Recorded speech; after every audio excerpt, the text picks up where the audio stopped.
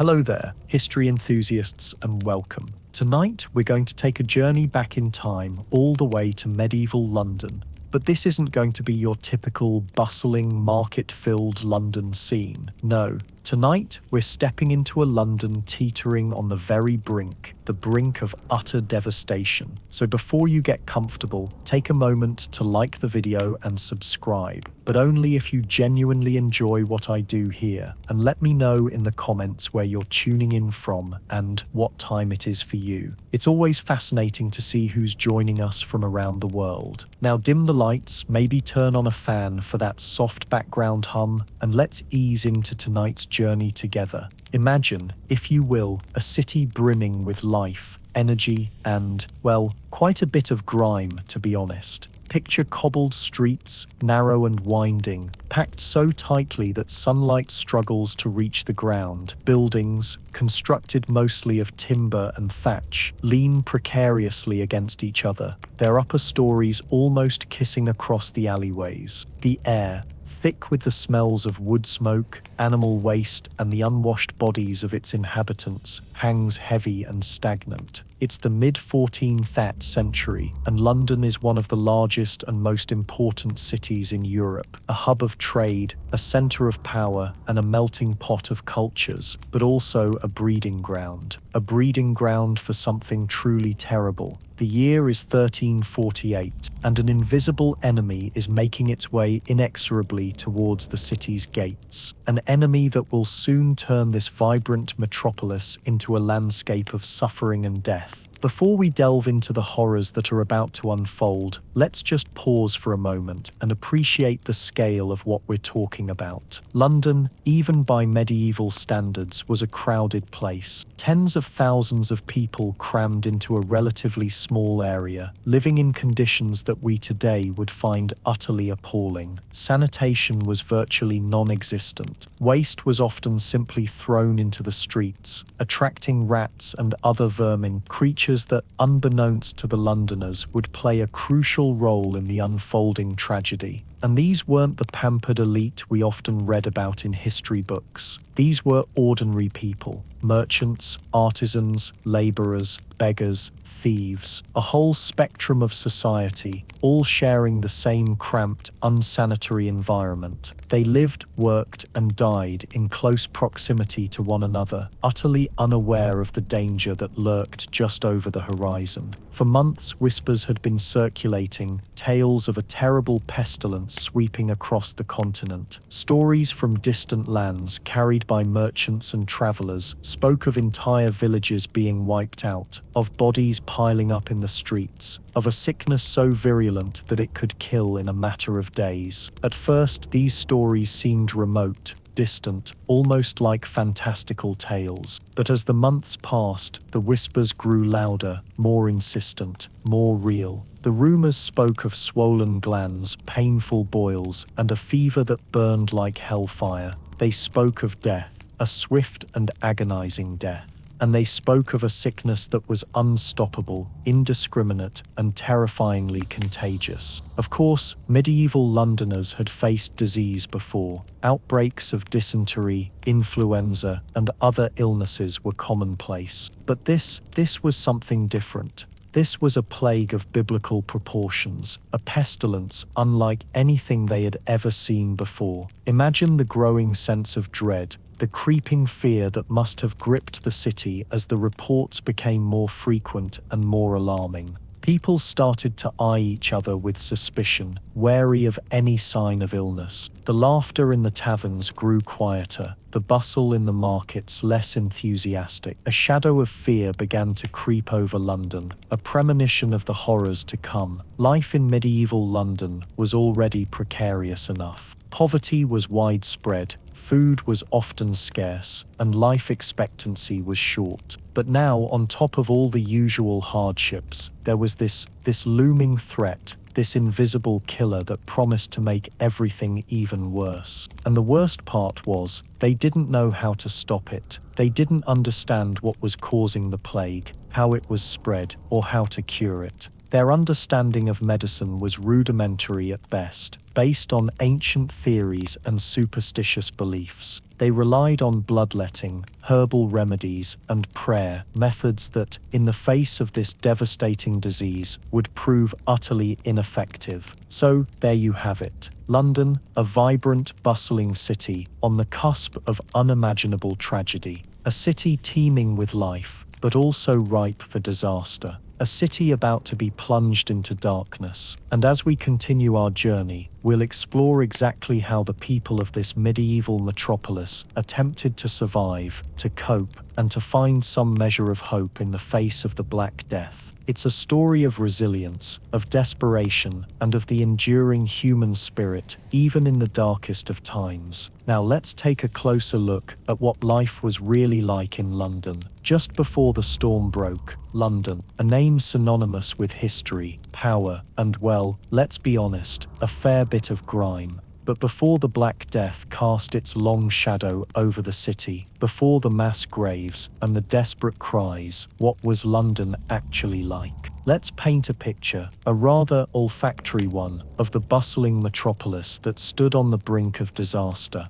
Imagine, if you will, a city bursting at the seams. In the mid-14th century, London wasn't the sprawling, multifaceted urban giant we know today. It was a relatively compact area, largely confined within its ancient Roman walls. But within those walls, life teemed with a chaotic energy. Estimates vary, but historians generally agree that London housed somewhere between 50,000 and 100,000 souls. That's a lot of people crammed into a relatively small space. Think of it like a medieval can of sardines. But instead of neatly arranged fish, you have merchants hawking their wares, apprentices rushing on errands, knights swaggering through the streets, and beggars pleading for alms. Every corner was alive with activity, a symphony of sounds, the clang of blacksmiths' hammers, the bleating of sheep being herded to market, the shouts of street criers announcing the latest news, and of course the constant chatter of people trying to make their way in the world. The streets themselves? Well, let's just say sanitation wasn't exactly a top priority. Paved roads were rare, mostly reserved for the main thoroughfares. The rest were a mixture of dirt, mud, and other things. Remember, this was a time before widespread plumbing, before efficient waste disposal. Human and animal waste were routinely dumped into the streets, creating a rather pungent aroma. Imagine the smell of a farmyard, multiplied tenfold and simmering in the summer sun. Not exactly the kind of fragrance you'd find in a modern perfume. Adding to the olfactory assault were the various industries that thrived within the city walls. Tanneries where animal hides were processed released their own unique blend of foul smells. Slaughterhouses, essential for feeding the population, contributed their share of blood and offal. And let's not forget the breweries, which, while producing a much-needed beverage, also emitted a yeasty, somewhat sour odor. Now, I know what you're thinking. It sounds rather unpleasant, and you'd be right. But it's important to understand that this was simply the reality of life in medieval London. People were accustomed to these conditions. They'd grown up with them. They likely barely even noticed the smells after a while. It was simply the background noise, or rather the background smell, of everyday life. Despite the less than ideal sanitary conditions, London was a vibrant hub of commerce and trade. The River Thames was the lifeblood of the city, a bustling waterway filled with ships of all shapes and sizes. Goods from all over England, and even from foreign lands, were transported along the river, bringing wealth and opportunity to London's merchants. Markets were the centre of daily life. Cheapside, one of the main thoroughfares, was lined with shops selling everything from cloth and spices to jewelry and weapons. Poultry, fish, and other foodstuffs were readily available, though the quality and freshness could vary wildly depending on the season and the vendor. Bargaining was the norm, and a sharp wit was often required to get a good price. Life in London was also highly stratified. At the top of the social ladder were the wealthy merchants and nobles, who lived in comfortable houses and enjoyed a life of relative luxury.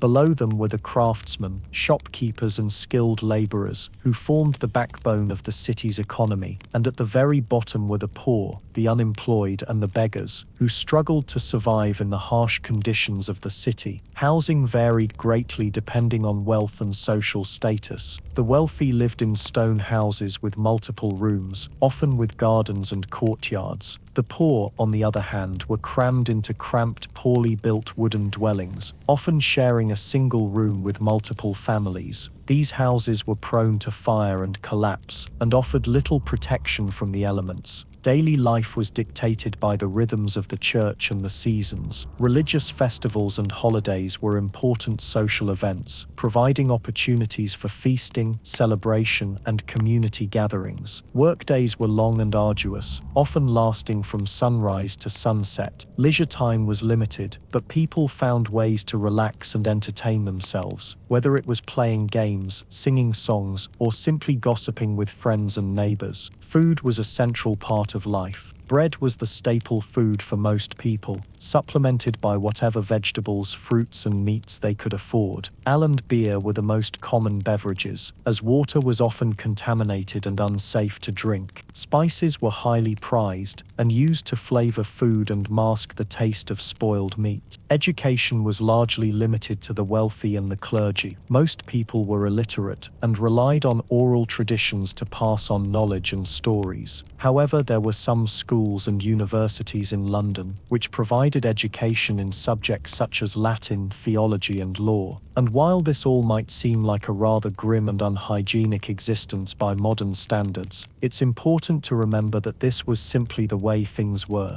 People adapted to their environment, they found joy in simple things, and they built communities that provided support and resilience in the face of adversity. They were, in short, survivors, and they were about to face a challenge unlike anything they had ever seen before, a challenge that would test their resilience, their faith, and their very humanity. Imagine, if you will, a London blissfully unaware. The year is 1348. Life continues as it always has, a rhythm of market days, church bells, and the comforting, if somewhat pungent, aroma of, well, everything. But beneath the surface, a disquiet is brewing. Whispers like insidious draughts begin to circulate through the crowded streets and taverns. These are not whispers of political intrigue or petty gossip, though those were certainly plentiful enough. These are whispers of something far more sinister, something carried on the winds from distant lands. At first, they are just rumors, vague, unsettling stories brought by merchants returning from the continent. Tales of a terrible sickness, a pestilence they call it. A sickness that sweeps through towns and villages like a scythe through wheat, leaving only empty houses and hastily dug graves in its wake. The stories are vague, the details blurred by distance, and the inherent unreliability of travelers' tales. Some say it began in the Far East, perhaps in the steppes of Asia. Others claim it originated in the bustling ports of the Mediterranean. Wherever its source, the common thread is always the same: death, swift and indiscriminate. Think for a moment about how news traveled in those days. No printing presses churning out daily bulletins, no instantaneous communication across vast distances. News was a precious commodity, passed from person to person, often distorted and embellished along the way.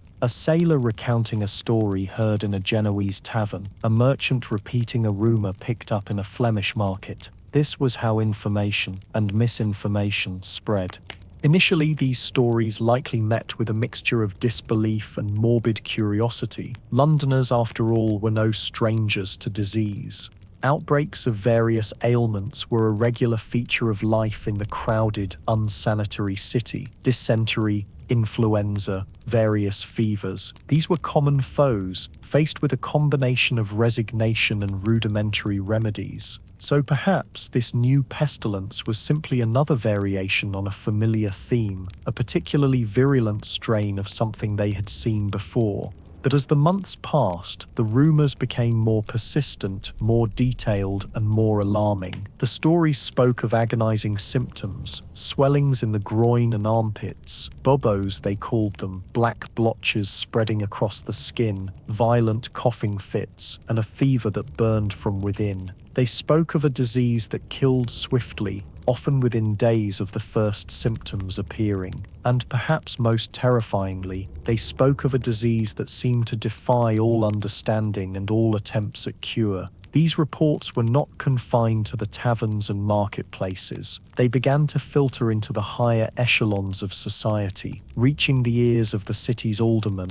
the wealthy merchants, and even the clergy. Letters arrived from overseas, detailing the devastation wrought by the plague in cities like Florence, Paris, and Marseille. These were not just rumors anymore. These were eyewitness accounts, written by people who had seen the horrors firsthand. The church, with its extensive network of monasteries and religious orders, played a crucial role in disseminating information, both accurate and otherwise. Monks and friars, traveling between abbeys and priories, carried news and rumors from one community to another. Sermons began to hint at divine wrath, at the possibility that this pestilence was a punishment for the sins of mankind. The Book of Revelation, with its terrifying visions of plagues and pestilence, suddenly seemed disturbingly relevant. Even the royal court could not remain immune to the growing sense of unease. King Edward III, preoccupied with the ongoing war with France, could not simply dismiss the growing chorus of warnings. Royal advisors, merchants with interests in overseas trade, and even members of the clergy brought the reports to his attention, urging him to take the threat seriously. The city authorities, too, began to take notice. While they may not have fully grasped the nature of the threat, they recognized the potential for widespread panic and disruption. Measures were discussed, precautions considered, though concrete actions were slow to materialize. After all, how does one prepare for something so unprecedented, so terrifyingly unknown? The whispers intensified, evolving into hushed conversations, anxious inquiries, and increasingly fearful speculation. People began to look at each other with suspicion, wondering if their neighbor, their friend, or even a member of their own family might be carrying the invisible seeds of death. The first concrete sign, perhaps, that this was more than just another rumor came not in the form of official pronouncements or dramatic pronouncements, but in small, almost imperceptible changes in behavior. A reluctance to shake hands, a greater distance maintained during conversations, a heightened awareness of coughs and sneezes. These were the subtle indicators that fear had taken root in the hearts of Londoners, that the whispers of pestilence had begun to transform their world. And then, the first death. Not some vague report from a distant land, but a real death. In London, a dock worker, so the story went, who had recently arrived on a ship from France. He fell ill quickly, displaying the terrible symptoms described in the rumors. He died within days. One death, perhaps easily dismissed as an isolated incident, but it was a harbinger. The first crack in the dam, the first ripple in the pond before the storm. The whispers were no longer just whispers, they were a prelude to something far, far worse. The pestilence had arrived, and London was about to learn the true meaning of terror. The first whispers, the rumors, they had been swirling for months. Tales of a terrible sickness sweeping across the continent, leaving death in its wake. But London, ever the proud and bustling metropolis, felt insulated, protected by the English Channel and its own self-importance. We always think it won't happen to us, don't we? That tragedy is something that happens over there, to someone else. But tragedy, like the tide, has a way of eventually reaching every shore. The year is 1348. London, though a far cry from the sprawling giant it is today, was still one of the largest and most important cities in Europe. And like any major port city, it was a hub of trade, a melting pot of cultures, and unfortunately, a perfect breeding ground for disease. Exactly how the plague, later to be known as the Black Death, entered London's gates remains shrouded in some mystery, lost the mists of time and the incomplete records of a pre-scientific age. But the most likely scenario involves the very arteries that kept the city alive, the ships. Imagine the scene, a Genoese trading vessel laden with goods from the east, spices, silks, maybe even the odd monkey or two, docks at one of London's wharves along the Thames. The long journey has taken its toll. The crew, weary and eager to unload their cargo, are unaware that they've brought something far more sinister than exotic wares. Hidden amongst the cargo, nestled in bales of cloth, or scurrying through the ship's hold, are rats, black rats, specifically, and on these rats, fleas. Fleas infected with Yersinia pestis, the bacterium that causes the bubonic plague, tiny, almost invisible assassins, poised to unleash a devastating pandemic. These rats, unseen and unremarked upon in the general hubbub of the docks, quickly spread ashore.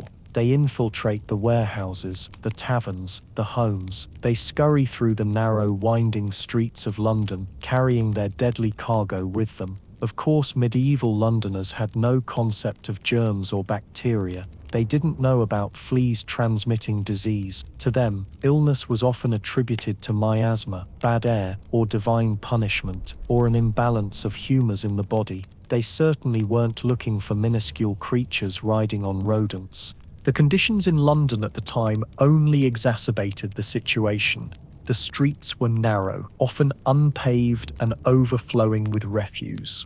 Human waste, animal droppings, discarded food, it all contributed to a pervasive stench and provided a feast for the rats.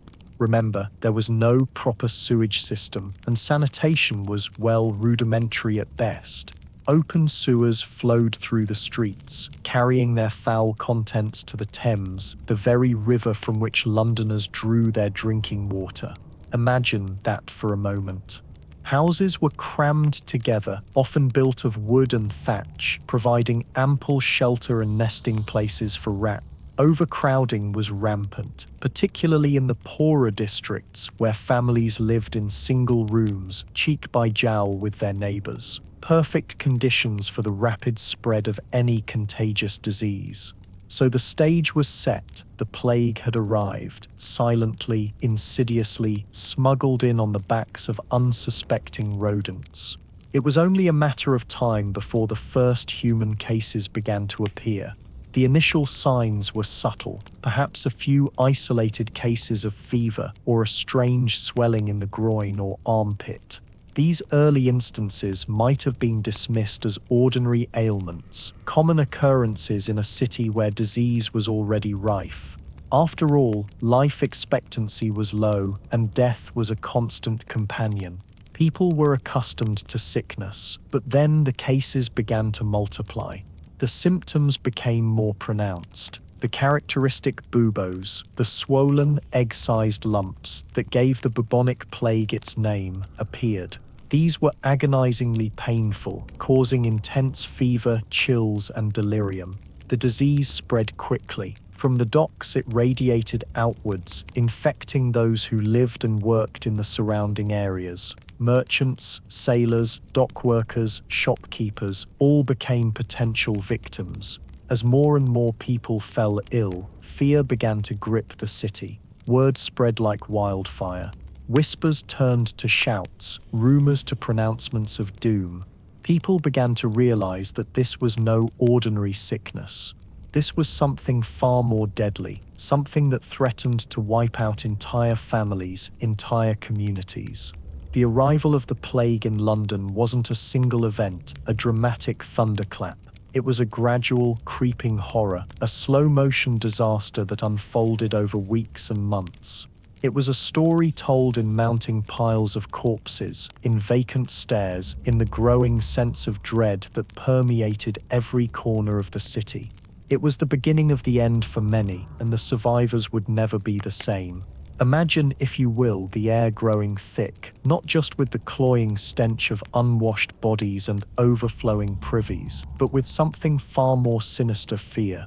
Whispers that were once dismissed as sailors' tales of a sickness sweeping across the continent suddenly take root in the fertile ground of London's paranoia. These aren't just whispers anymore, they're guttural coughs, echoing in the narrow alleyways, fevered ramblings seeping from darkened windows. The signs are unmistakable. The buboes, those grotesque swellings, the dark blotches beneath the skin, the hacking cough that ends in a spray of blood. The plague, they say, has arrived, and with its arrival comes the exodus. For those with the means, flight is the only logical response. The wealthy, the landed gentry, the merchants flush with coin, they begin to pack their belongings, load their carts, and prepare to flee the pestilence that now stalks the streets of London. Their fine clothes are hastily bundled alongside precious jewels and family heirlooms. Servants, though perhaps unwilling, are pressed into service, tasked with driving the wagons, tending to the horses, and ensuring their master's safety on the road. Imagine the scene, a chaotic ballet of carriages and carts clogging the city gates, a cacophony of shouted orders, panicked cries, and the relentless clatter of hooves on cobblestones. The roads leading out of London become rivers of humanity, choked with desperate souls seeking refuge in the countryside. Manors and estates in the surrounding counties brace themselves for an influx of unwanted guests, some welcomed with open arms, others viewed with suspicion and resentment. After all, who knows who might be carrying the seeds of destruction with them? But it's not just the wealthy who are fleeing. The plague, a great leveler, cares not for social status. And so, alongside the gilded carriages, you see families on foot, pushing handcarts laden with their meager possessions. These are the artisans, the shopkeepers, the skilled labourers who depend on London for their livelihoods. They may not have grand estates to retreat to, but they cling to the hope that they can outrun the plague, find shelter in a village, or perhaps even seek refuge with distant relatives. Their journeys are fraught with peril. The roads are already crowded, making travel slow and arduous. Food and water become scarce, and competition for resources is fierce. Bandits and highwaymen prey on the vulnerable, sensing an opportunity to profit from the chaos. And of course, there's the ever-present threat of infection. Even outside the city walls, the plague continues to spread, carried by rats, fleas, and tragically by the very people seeking to escape it. Imagine a young family, trudging along a dusty road, their faces etched with exhaustion and fear.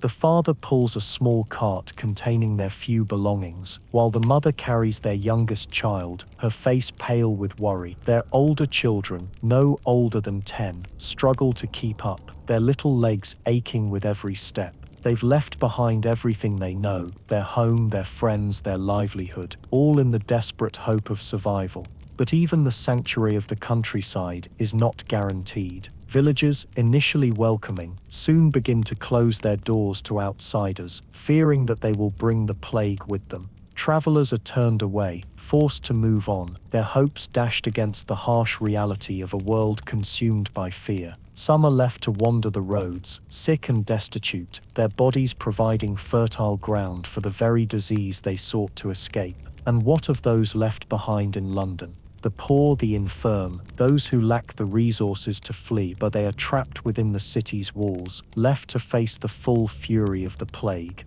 The city becomes a ghost town, its streets deserted, its shops shuttered. The silence is broken only by the mournful tolling of church bells, the cries of the sick and dying, and the ominous rumble of the dead carts making their rounds. For those who remain, survival is a daily struggle. Food becomes scarce and expensive as merchants hoard supplies and inflate prices. The water supply becomes contaminated, adding to the misery. Despair hangs heavy in the air as families are torn apart by illness and death. Consider the plight of a lone widow, watching helplessly as her children succumb to the plague one by one. She has no money, no food, no one to turn to for help. She is left to bury her children in makeshift graves, her heart broken by grief and despair. She knows that her own death is likely imminent, but she clings to the hope that she will be reunited with her loved ones in the afterlife. The exodus from London is a testament to the power of fear, the primal instinct to survive. It is a story of desperation, of loss, and of the profound inequalities that existed in medieval society. While some flee to safety, others are left behind to face the horrors of the plague, their fates sealed by circumstance and lack of resources. It's a stark reminder that even in the face of a common threat, the bonds of society can fray, and the struggle for survival can become a brutal and solitary endeavor. And as the plague continues to ravage London, the exodus serves as a chilling prelude to the even greater tragedies that are yet to come. Alright, settle in, because we're about to delve into the frantic attempts of London's leaders to grapple with a crisis that was frankly beyond their comprehension. Imagine, if you will, the sheer terror. The streets emptying, the death carts rumbling through the night. Officials knew something had to be done, even if they didn't quite know what. So what did the king and the city aldermen actually do? Well, the initial response, predictably, was a bit scattered. King Edward III, understandably concerned about the welfare of the entire realm, started issuing royal proclamations, trying to stem the tide, at least symbolically. These decrees were often grand in scope, but short on practical details. Think of them as a medieval version of a strongly worded letter, very official, but not necessarily effective. One of the earliest royal orders focused on controlling movement. The idea was simple, at least on paper: restrict travel in and out of infected areas. The goal was to prevent the plague from spreading to uninfected parts of the country. Sounds sensible enough, right? But consider the realities of medieval England. How do you effectively control movement across vast distances with limited communication and manpower? The truth is, it was largely unenforceable. People, driven by fear and desperation, simply ignored the royal decrees and fled anyway, often unwittingly carrying the disease with them. The king also tried to control the flow of goods, particularly agricultural products. The fear was that infected goods could spread the plague. Again, a logical concern, but incredibly difficult to implement. Imagine trying to inspect every cartload of grain, every barrel of ale, for signs of contamination. There simply wasn't the infrastructure or the resources to do it properly. And of course, corruption was rife. Officials could be bribed to turn a blind eye, further undermining the effectiveness of these measures. Now, turning our attention to the City of London itself, we see a similar story of well-intentioned but often ineffective regulations. The city aldermen, the governing body of London, were responsible for maintaining order and public health within the city walls. They were faced with a monumental challenge: how to contain a rapidly spreading and poorly understood disease in a densely populated urban environment. One of their first actions was to implement stricter sanitation measures. You might remember from our earlier discussion that London was, shall we say, less than pristine at the best of times. The plague only exacerbated the existing problems of overflowing cesspits, rotting garbage, and animal carcasses left to fester in the streets. The aldermen ordered the cleaning of streets and the removal of refuse, but this was a Herculean task. With so many people sick or dead, and so few willing to risk infection, the effort was often half-hearted and woefully inadequate. The city also attempted to regulate markets and food vendors. They tried to ensure that food was sold in designated areas and that vendors maintained a certain level of hygiene. Again, the intention was good, but the execution was flawed.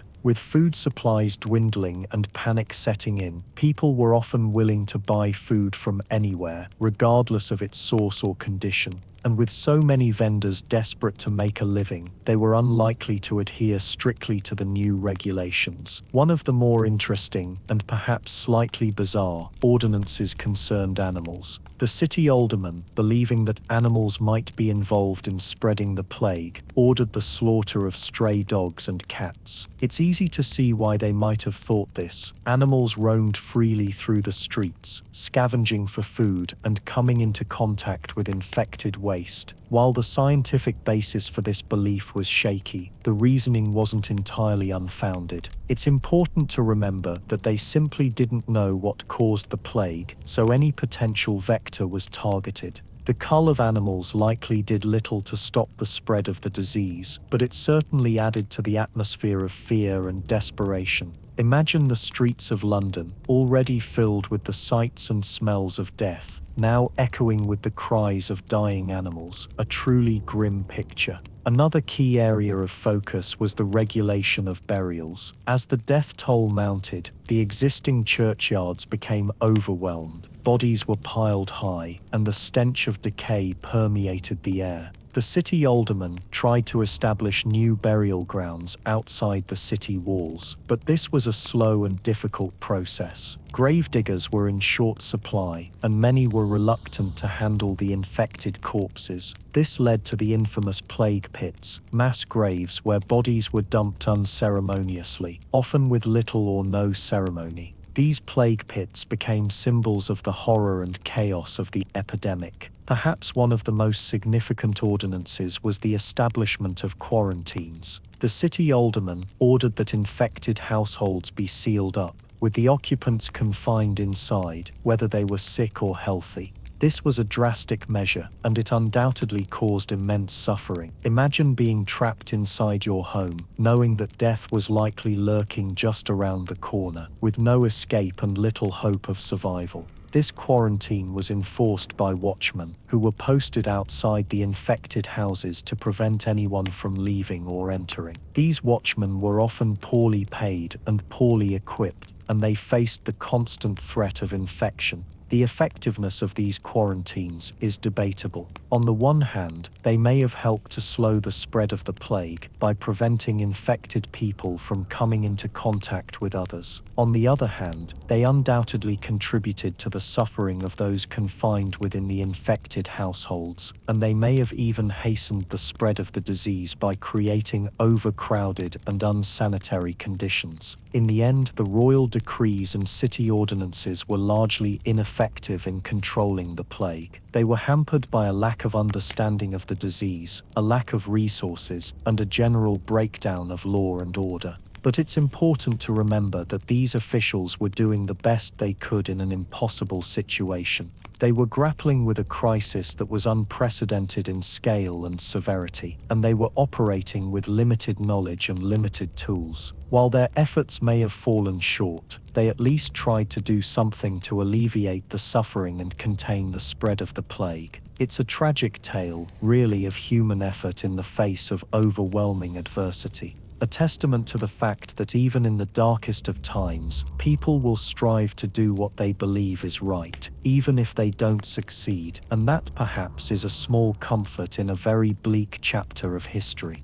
Alright, let's nestle into the grim realities of medieval London, shall we? We've talked about the plague's arrival, the initial panic. Now imagine being faced with something you simply cannot see, something you can't fight with a sword or outsmart with a clever deal. All you can do is try to, distance yourself. And that's exactly what they tried to do: quarantines and isolation. These words sound familiar, don't they? We've had our own experiences with them not too long ago. But picture it now, in the 14th century, long before germ theory, before microscopes, before even the most rudimentary understanding of how diseases actually spread. Their understanding was, lacking, but their instinct to separate the sick from the healthy, that was spot on, even if the reasoning behind it was based on miasma, the belief that disease was spread by bad air. So how did they actually do it? It wasn't as simple as locking down a city, though some measures certainly resembled that. The authorities, primarily the city officials and sometimes even royal decrees, attempted to implement various strategies. One of the most common approaches was to confine infected individuals and their households. If someone in a house was displaying the telltale signs of the plague, those dreaded buboes, the fever, the coughing, that house was marked. Think of a big red cross painted right on the door. Sometimes a warning sign was posted too, announcing, "Lord have mercy on us," or something similar, a desperate plea for divine intervention, and a very clear signal to everyone else, stay away. Now imagine living in that house. Your loved one is terribly ill, and suddenly, you're all prisoners. The healthy,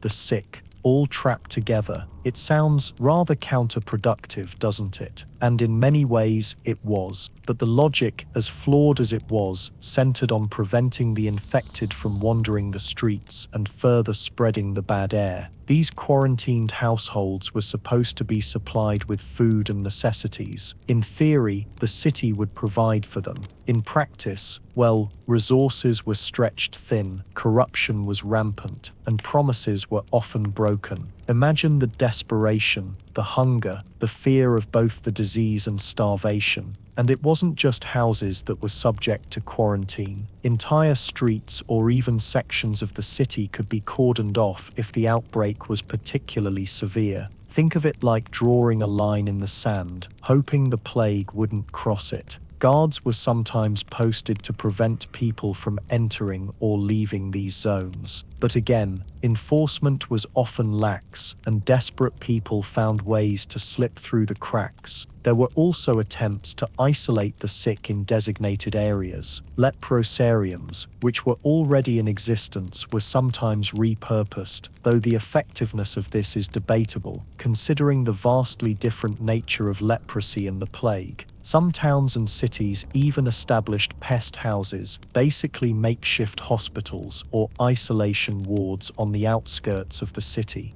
These were often overcrowded, poorly equipped, and staffed by whoever was willing or, more likely, forced to work there. Imagine being carted off to one of these pest houses, likely never seeing your family again, being surrounded by suffering and death, with little to no chance of recovery. It's a truly bleak picture. The wealthy, of course, had options that the poor did not. Many fled the city altogether, seeking refuge in their country estates or in less affected areas. This created a massive divide, with the rich escaping the worst of the plague, while the poor were left to fend for themselves. It's a recurring theme throughout history, isn't it? Those with resources have a much better chance of surviving a crisis. But even for the wealthy, escaping wasn't a guarantee of safety. The plague could and did follow them.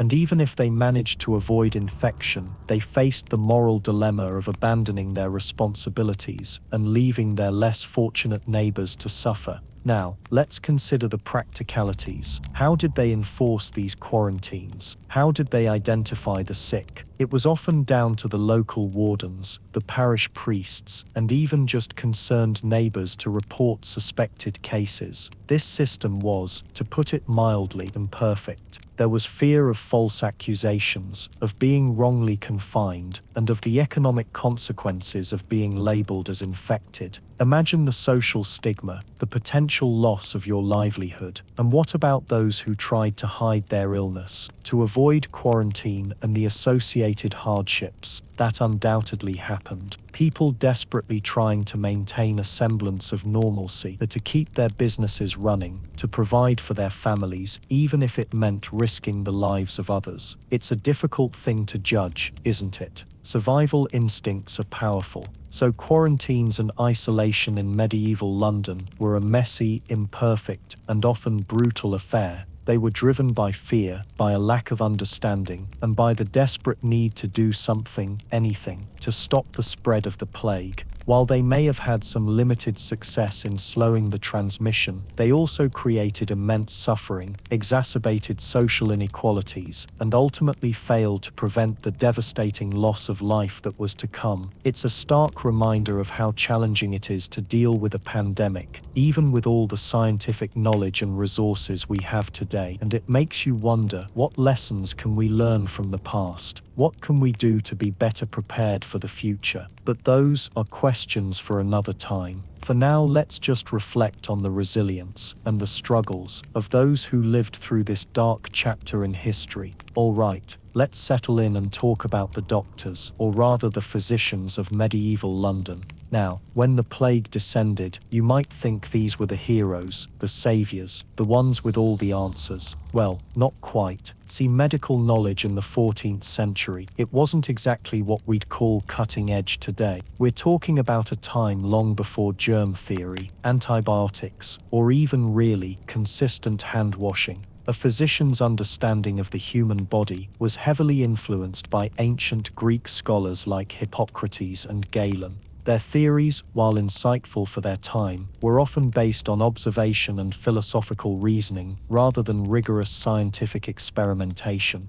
One of the central concepts was the theory of the four humours: blood, phlegm, yellow bile, and black bile. These humours were believed to correspond to different temperaments and were thought to be in a delicate balance within the body. Illness, including the plague, was seen as a result of an imbalance in these humours. Too much of one, not enough of another, and bam, you're sick. So what did the physicians do based on this belief? Well, treatment often involved trying to restore that balance. Bloodletting was a common practice. They'd cut open a vein, usually in the arm, and let out some blood, hoping to reduce an excess of it. Purging was another option, using emetics or laxatives to, well, encourage the body to expel whatever was causing the imbalance. They might also prescribe specific diets or herbal remedies to influence the humours. Now, picture a physician during the plague. Often they were university trained, which made them something of an elite. But even with their education, they were largely in the dark about the real cause of the disease. Many believed the plague was caused by miasma, or bad air. This theory suggested that foul-smelling vapors emanating from decaying matter, swamps, or even astrological events could poison the air and cause illness. This belief, though incorrect, did lead to some attempts at sanitation, like burning incense or fragrant herbs to purify the air, which, while not effective against the bacteria, probably made things smell a little better.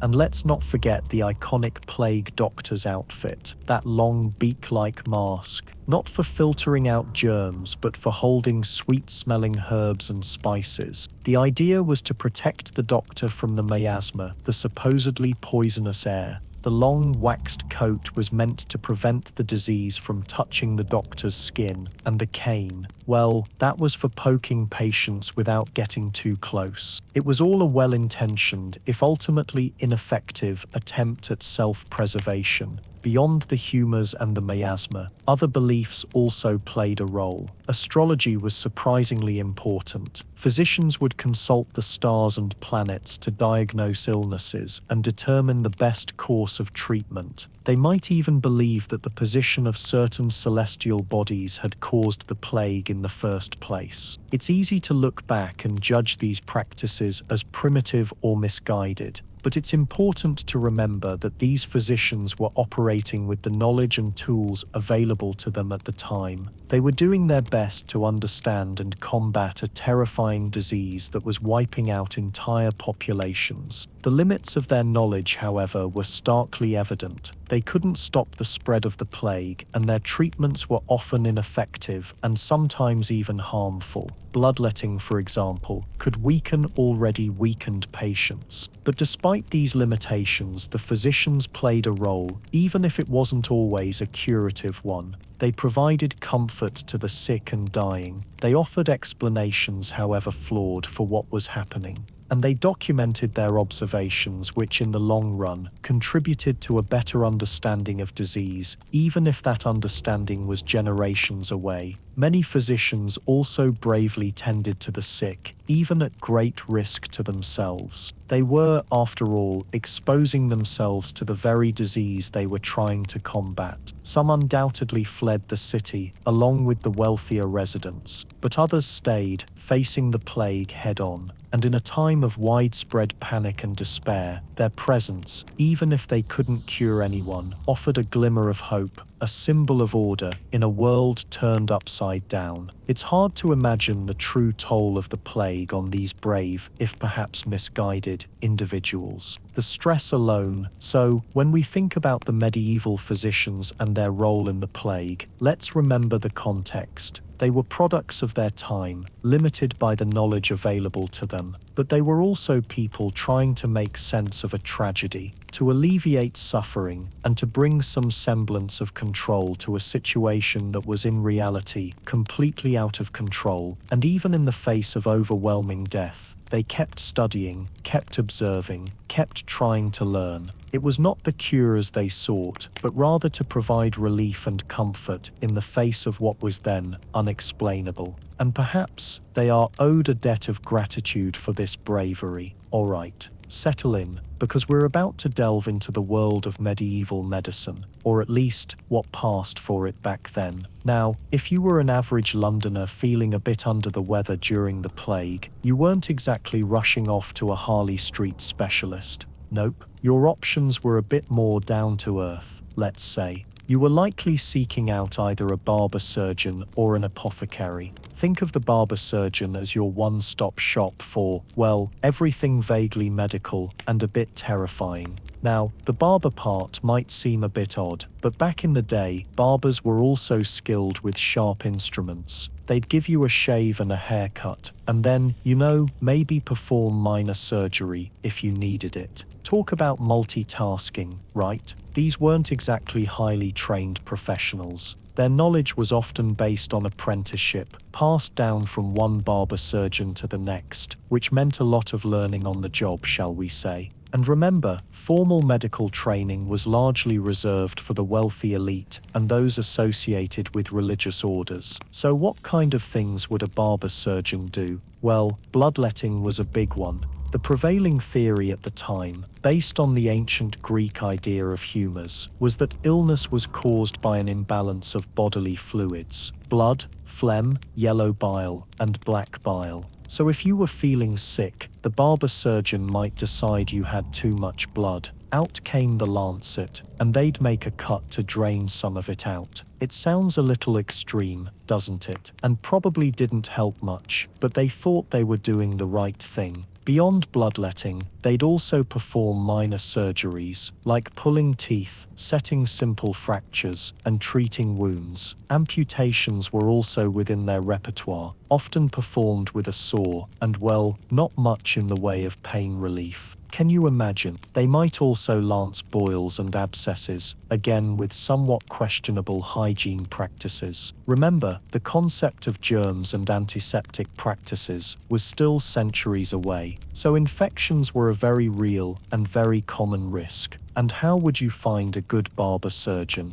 Well, there wasn't exactly a Yelp review system. Word of mouth was key. You'd probably ask your neighbors, maybe your local priest, for recommendations, and you'd probably cross your fingers and hope for the best. A barber's pole, which you still sometimes see today, originated as a symbol to identify barber surgeons, with the red stripe representing blood. Cheerful, isn't it? Now, let's talk about the apothecary. If the barber surgeon was your surgeon/hairdresser, the apothecary was your pharmacist/herbalist. They were the ones who concocted and dispensed medicines. They stocked a wide array of ingredients, from herbs and spices to minerals and even animal parts. Their shops would have been filled with jars and bottles containing all sorts of mysterious substances. Unlike barber surgeons, apothecaries often had a bit more formal training, though it was still nothing like modern pharmaceutical studies. They'd study herbals, which were books describing the properties of different plants and their uses in medicine.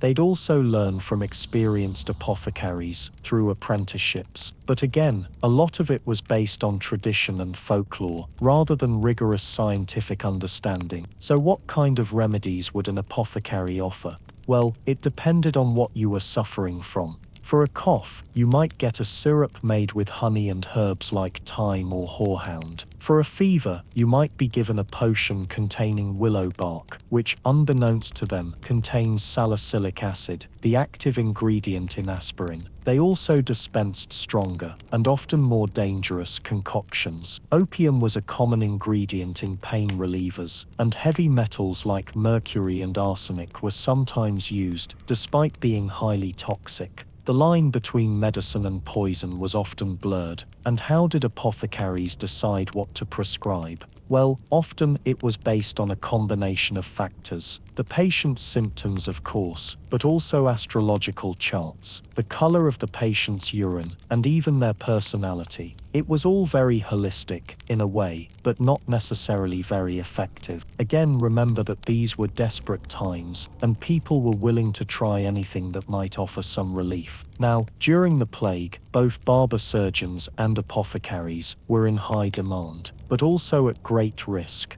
They were constantly exposed to the disease, and their methods were often ineffective or even harmful. Bloodletting probably weakened patients further, and some of the medications prescribed could have made things worse. But in the absence of any real understanding of the plague, they were doing the best they could with the knowledge and tools they had.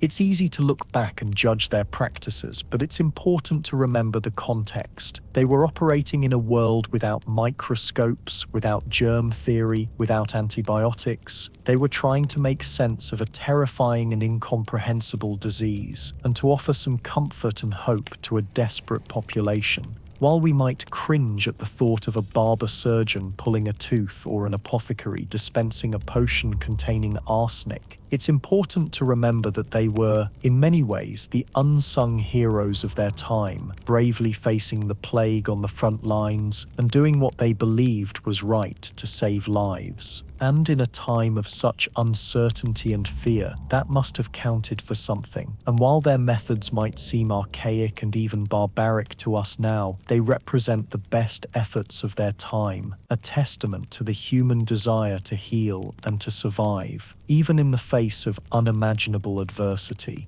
So next time you pass a barber shop or think about the remedies you have available today, take a moment to reflect on how far we've come and appreciate the brave, if sometimes misguided, efforts of the barber surgeons and apothecaries of medieval London. As the plague tightened its grip and the death carts rumbled ever louder through London's streets, many naturally turned to the heavens for solace. When earthly solutions failed, where else could they go but to God? The religious responses were varied and deeply ingrained in the fabric of medieval life. It was a society utterly steeped in faith. Every aspect of existence, from birth to death, was viewed through a religious lens, so it's no surprise that the Black Death triggered an outpouring of piety, and yes, a good deal of fear. Prayer, of course, was the most immediate and universal response. From the grandest cathedrals to the humblest homes, Londoners knelt, heads bowed, voices raised in supplication. They begged for forgiveness, for mercy, for an end to the suffering. Every church bell seemed to toll not just for the dead, but also as a call to prayer, a constant reminder of their mortality and the need for divine intervention. Think of it as a city-wide, non-stop prayer meeting. Desperate times, after all, call for desperate measures. And these weren't just quick, mumbled prayers. We're talking about elaborate services, lengthy vigils, and the recitation of countless psalms. People believed, genuinely believed, that the intensity and frequency of their prayers could sway God's will. It's a poignant image, isn't it? A city writhing in pain, its inhabitants clutching their rosaries, hoping against hope that their collective pleas would reach the ears of the Almighty. But prayer alone wasn't deemed enough. Public processions became a common sight. These weren't your joyous celebratory processions. Imagine instead lines of somber figures, draped in penitential robes, winding their way through the narrow streets. They carried religious relics, banners depicting saints, and images of Christ on the cross. These weren't silent marches either.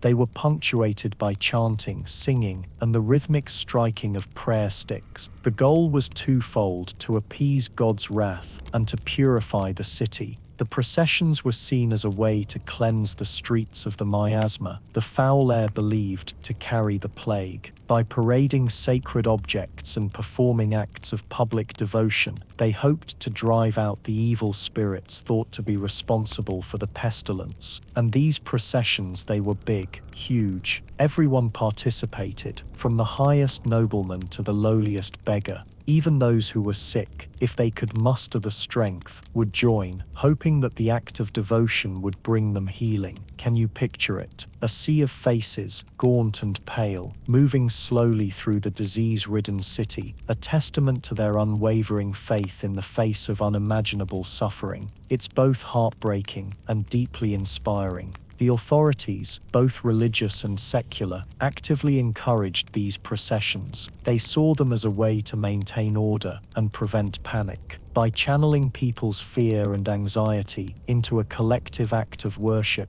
they hoped to prevent the city from descending into complete chaos. After all, a unified populace, even in despair, was easier to manage than one consumed by fear and infighting. But amidst the genuine piety, there was also, let's be honest, a fair amount of superstition. People turned to relics, amulets, and other religious objects, believing they possessed protective powers, a piece of the true cross, a saint's bone, or even a blessed piece of cloth. These were all sought after as talismans against the plague. The market for religious artifacts boomed, and unscrupulous merchants were quick to capitalize on people's desperation, selling fake relics and worthless trinkets for exorbitant prices. It's human nature, I suppose. When faced with the unknown, people grasp at anything that offers a glimmer of hope, even if it's based on nothing more than superstition. Pilgrimages also saw a surge in popularity. People flocked to holy sites, hoping to receive a blessing or to be cured of the plague. Shrines dedicated to saints known for their healing powers, like Saint Roch, became particularly popular destinations. The roads leading to these sites were often crowded with pilgrims, many of whom were sick, inadvertently spreading the disease further.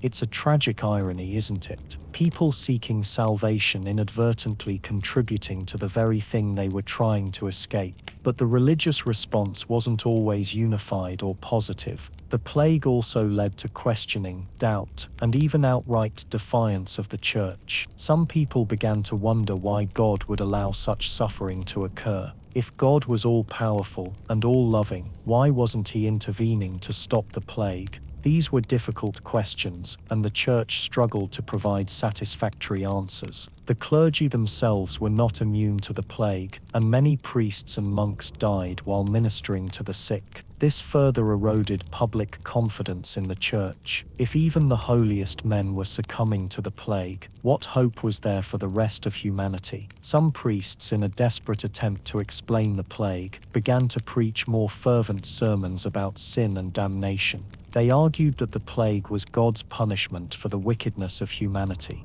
This only added to the atmosphere of fear and despair, and unfortunately, this blame often manifested in scapegoating. While the sermons focused on sin generally, people looked around for more concrete targets. The Jewish population was often the target of suspicion and accusations, sometimes leading to violence and persecution. We'll be delving into that darker aspect of the story a little later. Ultimately, the religious responses to the Black Death reflect the complexities of medieval society. It was a time of deep faith, but also of fear, doubt, and superstition. The plague tested the limits of people's beliefs and forced them to confront the fragility of life and the power of death. And while their prayers and processions may not have stopped the plague, they provided a sense of comfort and meaning in a time of unimaginable suffering.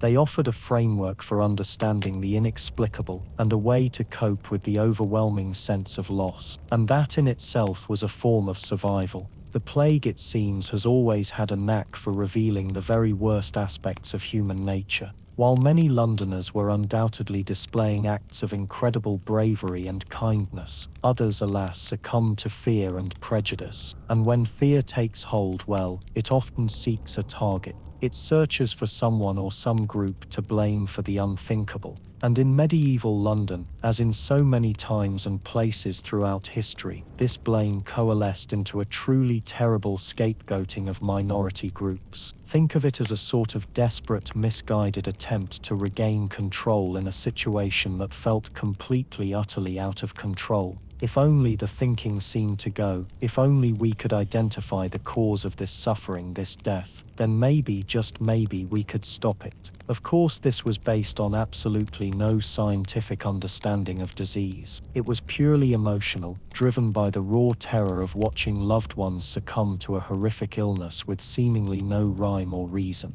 One of the primary targets of this scapegoating, sadly, were Jewish communities. Anti-Semitism had been simmering in Europe for centuries, fueled by religious intolerance, economic resentment, and just plain old misinformation. And the plague unfortunately provided fertile ground for these prejudices to fester and grow. Wild rumors began to circulate, accusing Jewish people of deliberately poisoning wells and water sources to spread the disease. These rumors, utterly unfounded as they were, gained traction with alarming speed. Imagine the scene: London already in the throes of unimaginable suffering, people dying in the streets, the air thick with the stench of death. And then whispered accusations start spreading. The Jews are doing this, they are poisoning us. It was a perfect storm of fear and ignorance, and it led to horrific consequences. Across Europe, Jewish communities faced widespread persecution. There were mass arrests, forced confessions obtained through torture, and most tragically, massacres. Entire communities were wiped out, based on nothing more than baseless accusations fueled by fear and ancient hatreds. While the intensity of these attacks varied from place to place in Europe, London itself certainly felt the reverberations of this widespread animosity. While a large-scale massacre didn't occur within the city walls, Jewish residents still faced increased suspicion, hostility, and discrimination. Many were forced to flee the city, abandoning their homes and livelihoods, in a desperate attempt to escape the rising tide of hatred. It's a painful reminder of how easily fear can be weaponized, and how quickly prejudice can turn into outright violence. But the Jewish community wasn't the only group to suffer under the weight of this blame game. Foreigners, in general, became objects of suspicion. Anyone who spoke with a different accent, practiced different customs, or simply looked different was viewed with distrust. The rationale, if you could even call it that, was that these outsiders must have brought the plague with them. They were seen as carriers of the disease, unwelcome intruders who had contaminated London with their foreign ways. Merchants from other countries who were vital to London's economy suddenly found themselves facing hostility and restrictions. Their goods were inspected with extra scrutiny. They were often subjected to harassment, and some were even barred from entering the city altogether. This, of course, had a devastating impact on trade, further exacerbating the economic woes already caused by the plague. Even within London itself, divisions arose. People from different social classes often blamed each other for the spread of the disease. The wealthy sometimes accused the poor of being dirty and unhygienic, claiming that their squalid living conditions were breeding grounds for the plague. The poor, on the other hand, often resented the wealthy for their ability to flee the city and escape the worst of the suffering. This class resentment, already present in medieval London society, was amplified by the plague, leading to increased social tensions and unrest. And it wasn't just specific groups that were targeted. Sometimes the blame was directed at individuals who simply had the misfortune of being associated with the disease in some way. Physicians, for example, who were on the front lines of the fight against the plague, were often viewed with suspicion and fear. Despite their best efforts to treat the sick, they were seen by some as harbingers of death, walking reminders of the disease's relentless grip. Even those who cared for the sick and buried the dead, those performing essential, albeit grim, tasks, could find themselves ostracized and shunned. Imagine dedicating yourself to helping others, only to be met with fear and rejection. This desperate search for someone to blame reflects a fundamental human need to make sense of tragedy. When faced with something as incomprehensible and terrifying as the Black Death, people naturally seek explanations, but in the absence of scientific understanding, these explanations often take the form of unfounded accusations and scapegoating. It's a tragic irony, really. In a time when compassion and solidarity were needed more than ever, fear and prejudice often drove people further apart. The blame game, in the end, did nothing to stop the plague. It only added to the suffering, creating new divisions and exacerbating existing inequalities. authorities. It's a stark reminder of the dangers of fear-mongering and the importance of critical thinking, especially in times of crisis. And so the plague tightened its grip. London, once bustling and vibrant, began to resemble a city under siege. But even amidst the despair, the people, or at least those who remained, understood that something had to be done. If they simply let the squalor fester, the disease would consume them all. So haltingly, imperfectly, but with a grim determination, sanitation efforts began. Now, let's be clear, the sanitation infrastructure in medieval London was, to put it mildly, not great. We're talking open sewers, overflowing cesspools, and streets that were essentially dumping grounds for whatever waste people couldn't be bothered to dispose of properly. This was normal even before the plague. Imagine how bad it got when half the population was sick or dying. It was a constant battle against filth, and the plague simply amplified the problem to a horrifying degree. The authorities, what was left of them anyway, realizing the dire situation, issued ordinances. Decrees, you see, were proclaimed, mostly by the mayor. Of course, many of the regular sanitation workers were either dead, sick, or had fled the city, so enforcing these rules was a monumental challenge. The primary focus was, unsurprisingly, on cleaning the streets. Teams of men, often convicts or those desperate for work, were tasked with clearing away the refuse. Think of them, wading through the muck, armed with shovels and carts, battling against the stench and the flies. These were not glamorous jobs. In fact, they were among the most dangerous. Each scoop of filth was a potential brush with death. Imagine the things they would have found. It was a truly horrible job, and even the promise of payment couldn't convince everyone to do it. And what did they do with all this waste? Well, typically, it was carted outside the city walls to designated dumping areas. Imagine those areas, just huge, festering piles of refuse. Often it was just dumped into the Thames. I know that probably doesn't help,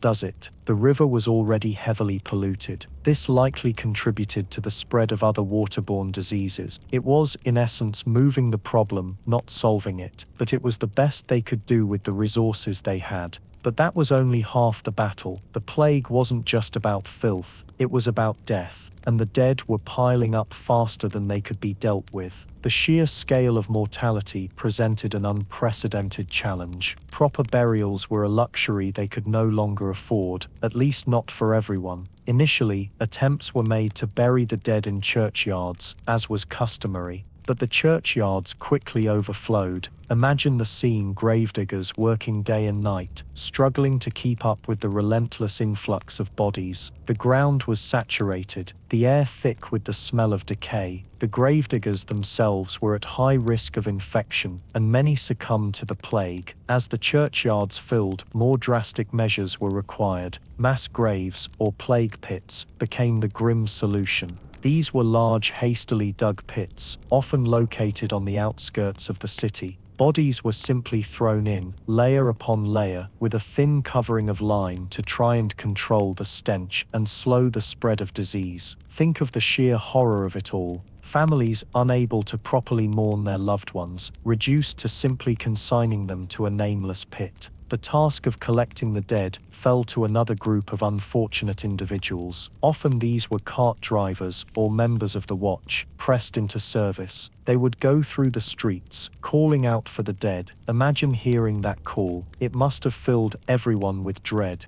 They would collect bodies from houses, often finding entire families wiped out. The risks were enormous. They handled the infected corpses, risking their own lives with every touch. Some wore protective clothing, rudimentary masks, or carried sweet-smelling herbs in an attempt to ward off the disease. But these offered little real protection. These brave but desperate individuals did what they could. They were largely unacknowledged and mostly reviled. The dead carts became a common sight in London. Picture them, rumbling through the streets, piled high with corpses. It was a constant reminder of the plague's relentless toll. The sound of the carts, the sight of the bodies, it must have been utterly traumatizing. These sanitation efforts, while essential, were tragically inadequate. They were a desperate attempt to stem the tide of death and disease, but they were hampered by a lack of resources, a lack of understanding, and the sheer sheer overwhelming scale of the crisis. It was a losing battle, but one that the people of London fought nonetheless, with a courage born of desperation. It was a fight for survival, a fight for their city, and a fight for their future, however uncertain that future may have been. And as we move on, we'll continue to uncover the stories of those on the ground, doing what they could amidst the horror. The sheer scale of death during the plague years meant traditional burial practices simply couldn't keep up.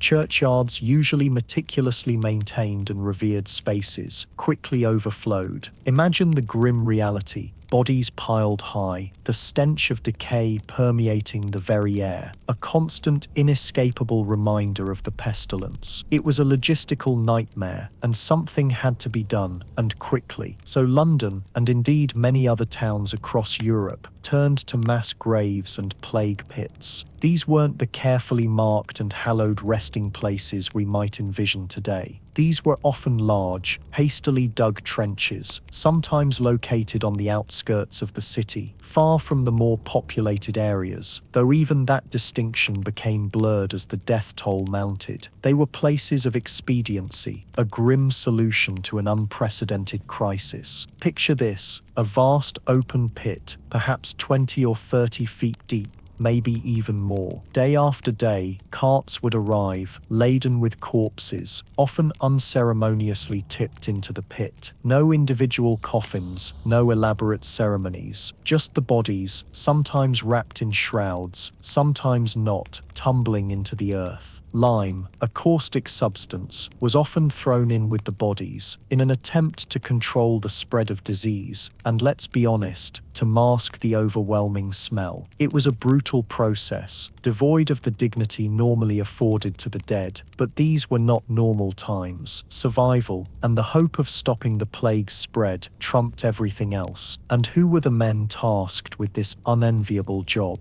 The gravediggers. These were often ordinary men, perhaps driven to it by poverty or circumstance, or maybe even compelled by civic duty. Imagine the daily toll this work must have taken. Not just the physical labor, digging endless graves, hauling bodies, but the psychological impact of being constantly surrounded by death. They were, in effect, frontline workers in this terrible war against the plague, and they faced immense risk. They were constantly exposed to the disease, and while some may have developed some immunity, many succumbed to the very thing they were burying. These gravediggers were often ostracized by society, understandably, given the nature of their work. People feared them, feared being near them, fearing that they carried the plague with them like some invisible shroud. They lived on the fringes, performing a vital, yet deeply unpopular, service. They were paid, of course, but the money was rarely enough to compensate for the risk and the social stigma. It's a testament to the human spirit, perhaps, that anyone was willing to do such a job. Accounts from the time describe gravediggers working day and night, their faces gaunt, their clothes stained with the grime of death.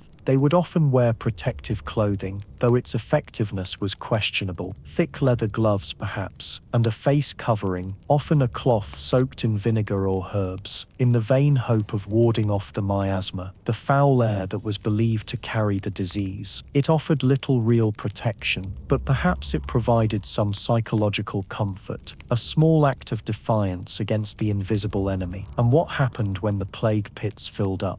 Well, they dug more. New pits, further and further from the city centre, as the old ones became overflowing reminders of the catastrophe. Some pits were reportedly so full that the ground above them would swell and crack, a horrifying indication of the mass of decaying bodies beneath. The very earth itself seemed to be groaning under the weight of the dead. The idea of a plague pit is inherently disturbing, and it's easy to focus on the horror and the depravity. But it's important to remember that these were desperate measures, taken in a desperate time. They were a pragmatic, if deeply unpleasant, solution to a crisis that threatened to overwhelm society. They were also a testament to the resilience of the human spirit, the willingness to endure the unimaginable in order to survive. In more recent times, archaeological digs have uncovered some of these plague pits, offering a glimpse into the scale of the devastation. The remains of hundreds, hundreds, sometimes thousands of individuals, all huddled together, a stark reminder of the plague's indiscriminate nature.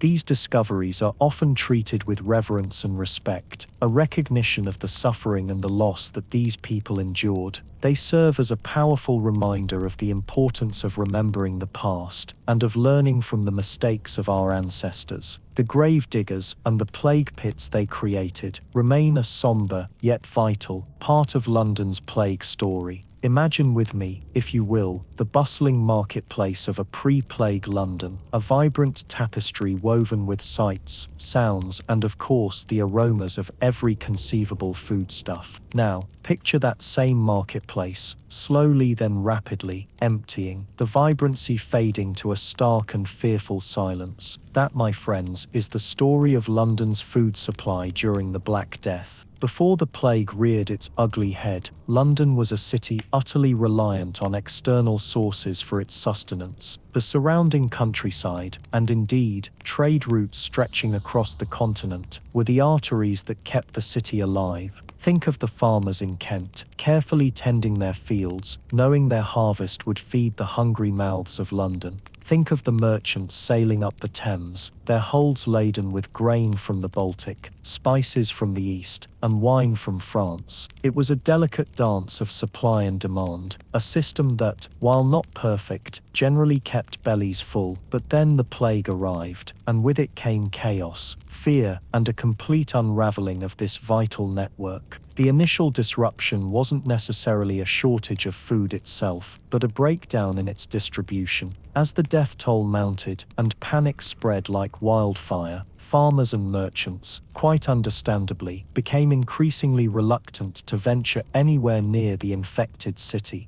Why risk your life and the lives of your family to deliver goods to a place that was essentially a death trap? The roads leading to London became less travelled, the River Thames saw fewer ships, and the marketplace stalls began to empty. The city's aldermen, the governing body, desperately tried to maintain order, issuing proclamations, urging people to stay at their posts, promising rewards, and even threatening punishments. But fear, as we know, is a powerful motivator. It's pretty hard to force someone to risk their life. Those farmers who did brave the journey often demanded exorbitant prices. After all, they were putting themselves in mortal danger. This led to widespread price gouging. The cost of bread, meat, and other essential goods skyrocketed, placing an unbearable burden on the poor. Imagine trying to feed your family when the price of a loaf of bread suddenly doubles, triples, or even quadruples. It's a terrifying prospect. The city authorities attempted to regulate prices, but with limited success. It's one thing to issue an ordinance, it's another thing entirely to enforce it when the entire social fabric is fraying. Black markets sprang up, operating in the shadows, where goods were traded at inflated prices, often of dubious quality. Desperate people were forced to turn to these illicit markets just to survive. And then there were the logistical nightmares. Even if food did make it into the city, getting it to the people who needed it most was a huge challenge. The carts that normally transported goods were now being used to carry corpses to the mass graves. The grave diggers, understandably, were prioritizing the removal of the dead to try and stop the spread of the disease. There simply weren't enough people left to do all the necessary jobs. Furthermore, the city's infrastructure began to crumble. With so many people dead or fled, there was no one to maintain the roads, the bridges, or the warehouses. Food supplies rotted in storage because there weren't enough people to distribute it, or because rats were able to get in. Imagine whole families going hungry, not because there wasn't food available somewhere in the city, but because they simply couldn't access it. The poor were hit the hardest, of course. They were already living on the margins before the plague, and the sudden disruption of the food supply pushed them over the edge. Many starved to death, succumbing not to the plague itself, but to malnutrition and hunger. Even the wealthy weren't immune. Although they could afford to pay the inflated prices, they still faced the challenge of finding reliable suppliers. Many wealthy families fled to their country estates, hoping to escape the plague and secure their own food supplies. But even this wasn't a guarantee. The plague spread to the countryside as well, disrupting agricultural production and further exacerbating the overall food crisis. And let's not forget the sheer psychological impact of all this. The constant fear of starvation, on top of the fear of infection, must have been incredibly debilitating. Imagine waking up every morning wondering if you'll be able to find enough food to feed your children.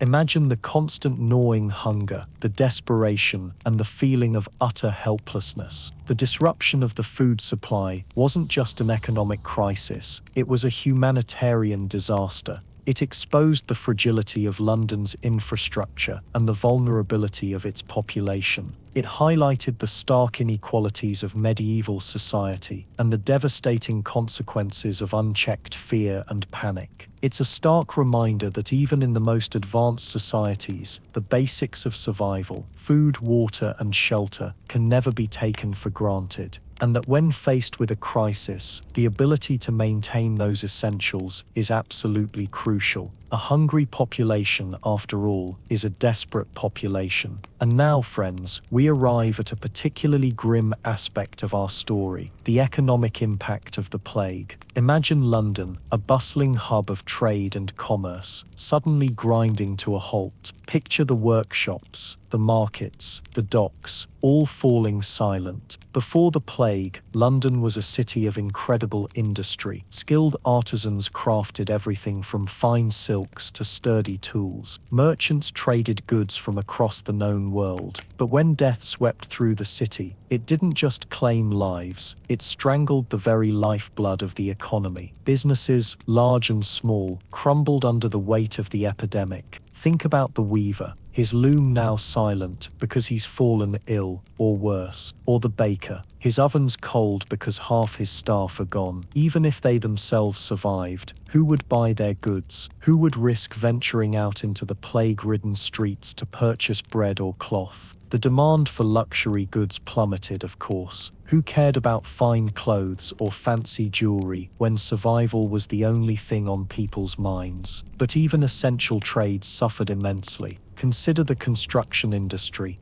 Building projects stalled, unfinished, as stonemasons and carpenters succumbed to the disease. Homes remained unrepaired, churches half-built, monuments left incomplete, testaments to a society frozen in fear. The once busy markets became eerily deserted. Farmers, fearing infection, were reluctant to bring their produce to the city. Those who did often found no one there to buy it. Food prices skyrocketed, making it nearly impossible for the poor to afford even the most basic sustenance. Imagine the fear and desperation as families struggled to find enough to eat. Day after day, trade with other towns and countries all but ceased. Ships sat idle in the docks, their crews decimated. Foreign merchants, understandably, steered clear of London, wary of bringing the pestilence back to their own lands. The flow of goods that had once enriched the city dried up almost completely. And of course, the labor shortage was devastating. With so many people dead or sick, there simply weren't enough workers to keep businesses running. Fields went unplowed, crops unharvested. Skilled craftsmen disappeared, their knowledge lost with them. The entire workforce was decimated, leaving gaping holes in every sector of the economy. This collapse in the available workforce also led to a rise in wages for those who remained. This was good for the poor, but devastating for landowners trying to manage their estates. But amidst the despair, there were, inevitably, those who saw an opportunity to profit from the suffering. While many mourned, others saw the plague as a chance to get ahead. These were the opportunists, the individuals who exploited the crisis for their own gain. Some merchants hoarded essential goods, like grain and medicine, and then sold them at exorbitant prices to desperate buyers. They preyed on the fear and vulnerability of the population, turning a tragedy into a personal windfall. Imagine the moral cost of such choices, enriching yourself on the misery of others. Land speculators seized the opportunity to acquire property from families who had been wiped out by the plague. They bought up land and homes for a pittance, knowing that they could resell them for a much higher price once the epidemic subsided. It's a chilling thought, profiting from the misfortune of entire families. Then there were the grave diggers, tasked with burying the countless dead. Some of them, driven by greed, charged exorbitant fees for their services, extorting money from grieving families. Imagine being forced to bargain for the burial of your loved ones at a time when you are already in deep grief. Even some officials abused their positions, demanding bribes in exchange for assistance or preferential treatment. They took advantage of the chaos and breakdown of authority to line their own pockets. It paints a grim picture of societal decay, doesn't it? The rise of these opportunists added another layer of misery to an already devastating situation. It created resentment and distrust, further fracturing a society that was already struggling to cope. It's a stark reminder that even in the face of unimaginable suffering, some people will always prioritize their own self-interest. Of course, not everyone behaved this way. Many people showed incredible compassion and generosity, helping their neighbors and sharing what little they had. But the actions of the opportunists left a deep scar on the collective psyche of London. The economic impact of the plague was profound and long-lasting. It disrupted trade, decimated the workforce, and created opportunities for exploitation. It was a dark chapter in London's history, a time of immense suffering and hardship. Family life during the plague. It's hard to even imagine the weight of fear and sorrow that settled upon households. Imagine a cramped, dimly lit dwelling, already overflowing with family members, now haunted by the spectre of death. This wasn't a far-off threat. It was an unwelcome guest, lurking within the very walls, breathing the same air. The bonds of family, typically a source of comfort and strength, were strained to their breaking point. Love and duty warred with self-preservation, a terrible dilemma played out behind closed doors. Picture a mother, her face pale with worry, torn between nursing a sick child and protecting her healthy ones, or a husband, watching helplessly as his wife succumbed to the agonizing symptoms, knowing he might be next. Death, sadly, became a commonplace occurrence. It was no longer a distant event marked by solemn mourning and elaborate rituals. It was a brutal, everyday reality, often arriving swiftly and without warning. The familiar rhythm of life was disrupted by the constant presence of the deceased. In many homes, grief became a near-constant companion, a dull ache that never quite faded. Mourning rituals, the traditional ways of processing loss, were often abandoned or severely curtailed. There simply wasn't time or resources for elaborate funerals and lengthy periods of bereavement. The sheer volume of deaths overwhelmed the usual systems of support. Bodies were often hastily buried in mass graves, the solemnity of individual burial rites replaced by a grim efficiency. This lack of proper closure added another layer of trauma to an already unbearable situation. The threat of infection cast a long shadow over every aspect of family life. Simple acts of affection, a comforting touch, a shared meal, became fraught with danger. Parents wrestled with the impossible choice of isolating the sick, effectively condemning them to die alone, or risking the lives of the entire family by providing care. Imagine siblings, once close and playful, now regarding each other with suspicion and fear. Children too young to fully understand the gravity of the situation sensed the fear and anxiety in their parents and older siblings. Their innocent world, once filled with laughter and games, was now overshadowed by the constant threat of illness and death. Maintaining any semblance of normalcy was a monumental task. Daily routines, like preparing meals or tending to household chores, became difficult, if not impossible, when sickness struck. The constant stress and anxiety took a heavy toll on everyone's physical and mental health. Think about the disruption to the family economy. If the head of the household fell ill or died, the family was left without a source of income. This often led to desperate measures, such as selling possessions or begging for assistance. Even those who managed to stay healthy faced economic hardship as businesses closed and trade ground to a halt. And how did families deal with the emotional toll? The lack of support systems and the overwhelming sense of despair made it difficult to cope with grief and trauma. Some sought solace in religion, turning to prayer and faith for comfort. Others found strength in their families, drawing closer together in the face of adversity. And still, some families were completely torn apart. Consider, too, the plight of orphans. The plague left countless children without parents, vulnerable and alone. The city, already struggling to cope with the massive loss of life, was ill-equipped to care for these vulnerable children. Many were left to fend for themselves, facing starvation, disease, and exploitation. Neighbors, once a source of community and support, often became wary and distant. Fear of infection led to isolation and suspicion. Doors were locked, and helping hands were withdrawn. The bonds of community, so essential in times of crisis, were weakened by the pervasive fear. Acts of kindness and compassion still occurred. Some families, despite their own hardships, offered assistance to those in need. Neighbors helped bury the dead, shared food and supplies, and provided comfort to the grieving. But these acts of humanity were often overshadowed by the overwhelming sense of despair. Stories of incredible resilience emerged from the darkest of times. Families found ways to adapt and survive, clinging to hope even in the face of unimaginable loss. They drew strength from their faith, their families, and their determination to persevere. The plague irrevocably altered family dynamics. The loss of loved ones, the constant fear of infection, and the economic hardship left deep scars. But it also revealed the incredible strength and resilience of the human spirit, showcasing the power of love and family in the face of unimaginable adversity. While we can never truly understand the depth of their suffering, reflecting on their experiences allows us to appreciate the bonds of family and the importance of community in times of crisis. Even today, the plague didn't discriminate, but some were more vulnerable than others. And perhaps no group suffered more acutely than the children of London. They were less able to understand the danger, less able to protect themselves, and tragically, their immune systems were often simply not strong enough to fight off the disease.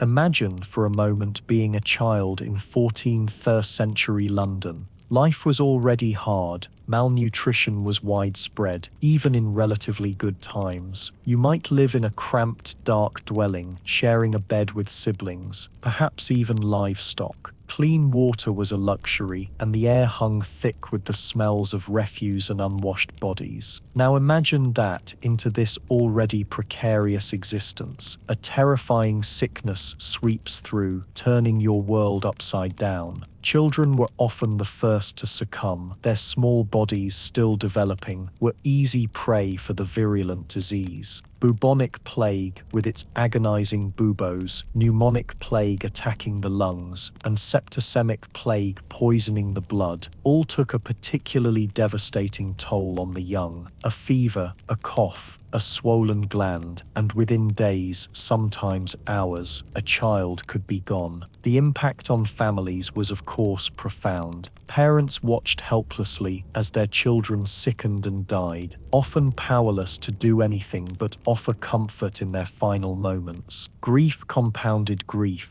As families were repeatedly struck by the plague, mothers, already weakened by childbirth, often succumbed themselves, leaving even younger children orphaned and alone. Think about the psychological impact. Even those children who survived lived with the constant fear of infection, the knowledge that death could strike at any time, any place, any person. The streets, once familiar playgrounds, became scenes of horror, filled with the carts carrying corpses to the plague pits, the mournful cries of the bereaved, and the ever-present stench of death. How could a young mind process such trauma? The loss of so many children had a significant impact on the future of London. Skilled tradesmen lost their apprentices, farmers their helpers, and families their future heirs. The demographic devastation meant that there were simply fewer people to rebuild society after the plague had passed. But the impact went deeper than just numbers. The plague disrupted the normal transmission of knowledge and skills from one generation to the next. With so many adults dying, children missed out on crucial training and education. They might have been forced to take on adult responsibilities at a young age, working in fields or workshops to support their families, further limiting their opportunities. The social fabric of London was also irrevocably altered. The bonds of community, already strained by the crisis, were further weakened by the loss of so many young people. Orphanages and almshouses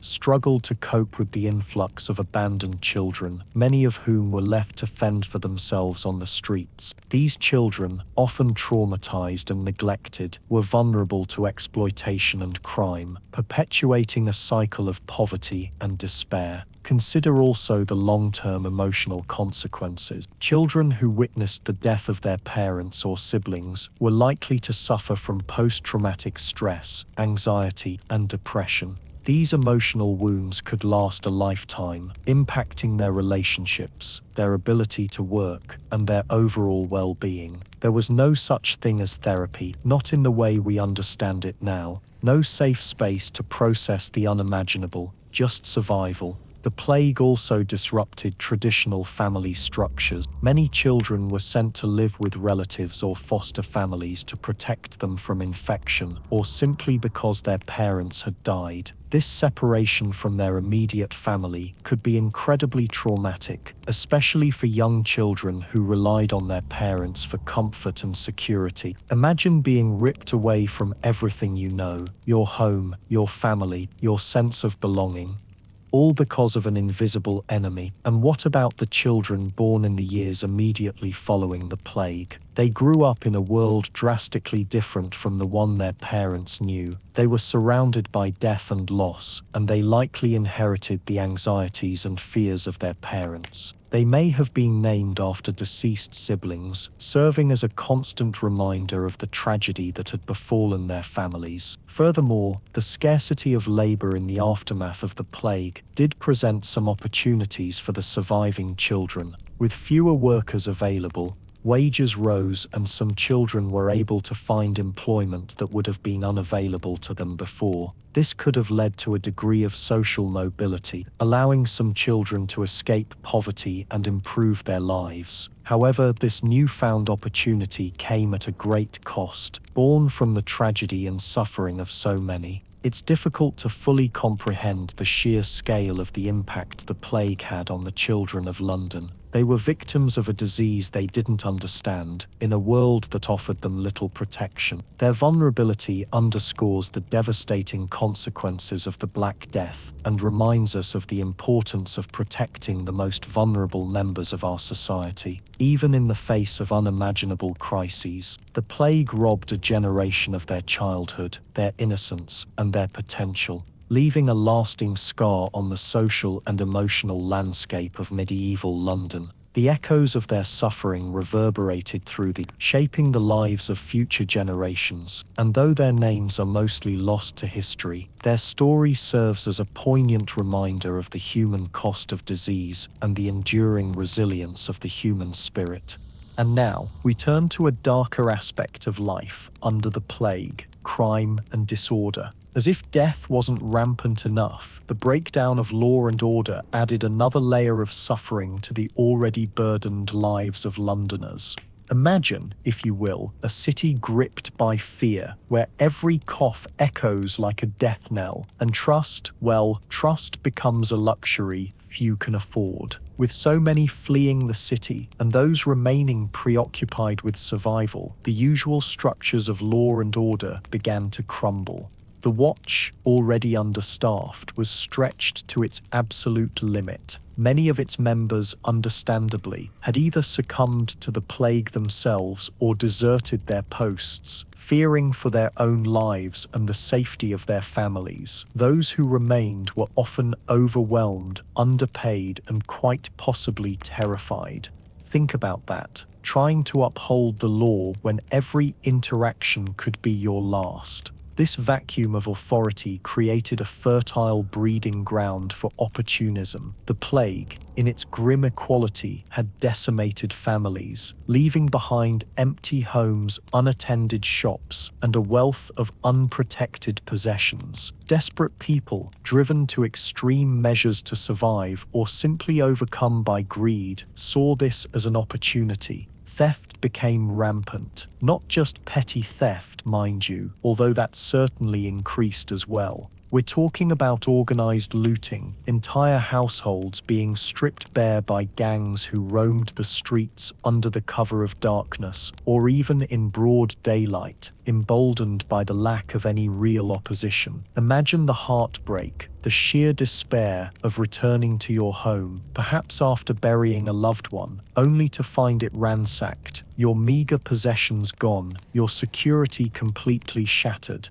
And it wasn't just houses that were targeted. Shops, particularly those selling food and essential supplies, were frequent targets. The price of food soared during the plague, making it unaffordable for many. Desperate families, facing starvation, sometimes resorted to stealing bread, meat, or whatever they could get their hands on to feed their children. It's a difficult image, isn't it? The desperation driving ordinary people to acts they would never have contemplated in normal times. Perhaps even more disturbing were the reports of grave robbing. With so many dying, burial grounds became overwhelmed. The deceased were often buried quickly and carelessly, sometimes in mass graves. This created an opportunity for unscrupulous individuals who sought to steal valuables, jewelry, coins, anything of worth from the corpses. Can you imagine the level of depravity, the utter disregard for human dignity required to stoop so low? It's a chilling thought, isn't it? The very institutions meant to protect the vulnerable became susceptible to corruption. Some officials tasked with distributing aid or enforcing quarantines used their positions to enrich themselves. They might demand bribes to allow people to leave the city or siphon off food supplies intended for the sick and needy. This betrayal of trust further eroded any semblance of order and fueled the sense of despair and helplessness. Consider, too, the impact on trade and commerce. With the plague raging, many merchants refused to enter London, fearing infection. This led to shortages of essential goods, driving prices even higher and further exacerbating the desperation of the population. Some unscrupulous traders took advantage of the situation, hoarding supplies and selling them at exorbitant prices, preying on the vulnerability of their fellow citizens. It's a sad reflection on human nature, isn't it? How even in the face of immense suffering, some are willing to exploit the misery of others for personal gain. The courts, too, were largely inactive, with so many officials dead or incapacitated, and the constant threat of infection, legal proceedings ground to a halt. This meant that there was little recourse for those who had been wronged. Victims of theft or violence had little hope of seeking justice, further emboldening criminals and contributing to the overall sense of lawlessness. And then there were the scams, the frauds, the outright deceptions that emerged in the chaos. People peddling fake cures, selling worthless amulets, or claiming to have divine powers to ward off the plague. These charlatans preyed on the fear and desperation of the population, offering false hope in exchange for money or valuables. It's a testament to the power of belief, isn't it? Even in the face of overwhelming evidence to the contrary, people clung to any glimmer of hope, however unfounded. The breakdown of law and order wasn't just about crime, though. It was also about the erosion of social norms, the disintegration of the community. As fear and suspicion spread, people became less willing to help each other, less willing to trust their neighbors. The bonds that held society together began to fray, leaving individuals isolated and vulnerable.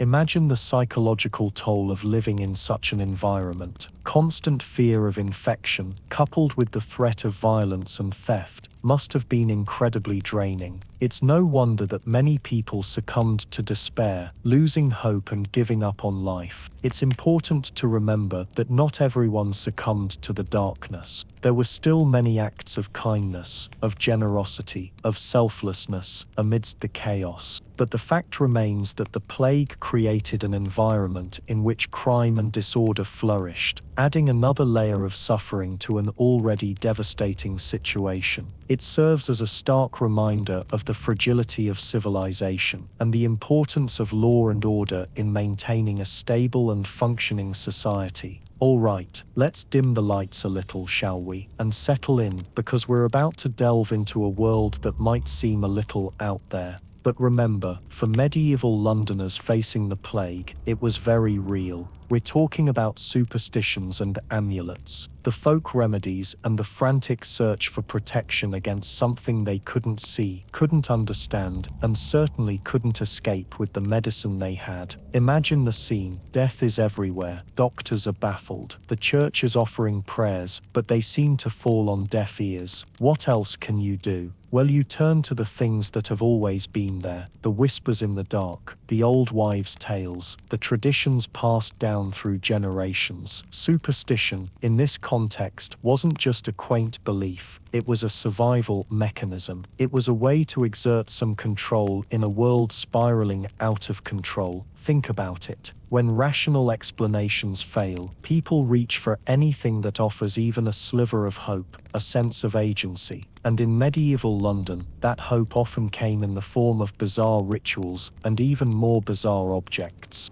One of the most common beliefs was that the plague was caused by miasma, bad air. It was thought that poisonous vapors rose from the earth or were carried on the wind, infecting anyone who breathed them in. So naturally, people tried to purify the air around them. Now, we're not talking about sophisticated air purifiers here. Instead, they burned fragrant herbs, spices, and even animal dung. Juniper berries, rosemary, lavender, anything with a strong smell was believed to ward off the miasma. Imagine the aroma hanging over London, a pungent mix of sweet herbs and, well, let's just say, less pleasant things. It probably didn't do much for the smell of rotting corpses, but it gave people something to do, something to believe in. Another popular tactic was to carry or wear something believed to possess protective powers. These were your amulets, your talismans, your personal shields against the unseen enemy. And the variety was astounding. Some people wore pouches filled with dried herbs and spices, a sort of portable miasma repellent. Others carried small stones believed to have magical properties. Crystals weren't exactly a booming market in medieval times, but certain stones associated with ancient beliefs or folklore were prized for their supposed ability to ward off disease. And then there were the animal parts. Yes, you heard that right. Dried frogs, spider webs encased in resin, even the teeth of wolves were considered potent protectors. The rationale, if you could call it that, was often based on sympathetic magic. The idea that if a wolf was strong and resilient, its teeth might somehow impart those qualities to the wearer.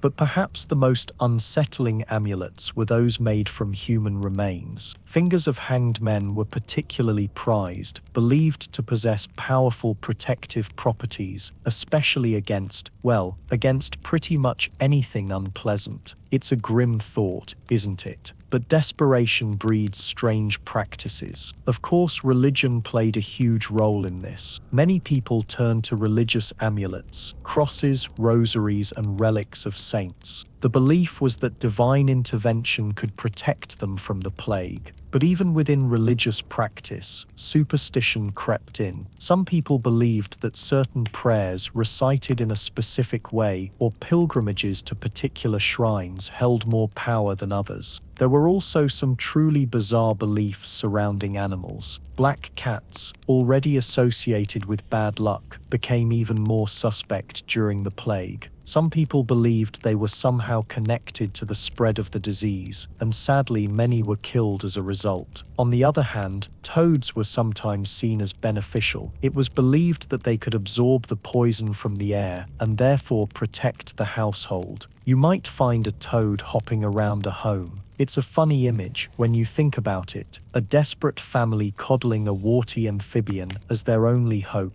And let's not forget the role of astrology. The position of the stars and planets was believed to influence everything, including the spread of disease. Astrologers were consulted to determine the most auspicious times for bloodletting, purging, or even just going outside. They would create elaborate charts, trying to decipher the celestial messages that might explain the plague and offer a way to escape it. What's so interesting is how these superstitions crossed social boundaries. Rich or poor, educated or illiterate, everyone was grasping for something to believe in. It's a reminder that when faced with overwhelming fear and uncertainty, we're all prone to reaching for anything that offers a glimmer of hope, no matter how irrational it might seem to others. Now, did any of these superstitions and amulets actually work? Well, scientifically speaking, almost certainly not. But that's not really the point, is it? They provided a sense of control, a feeling of agency in a situation where people felt utterly helpless. They offered comfort in the face of unimaginable terror.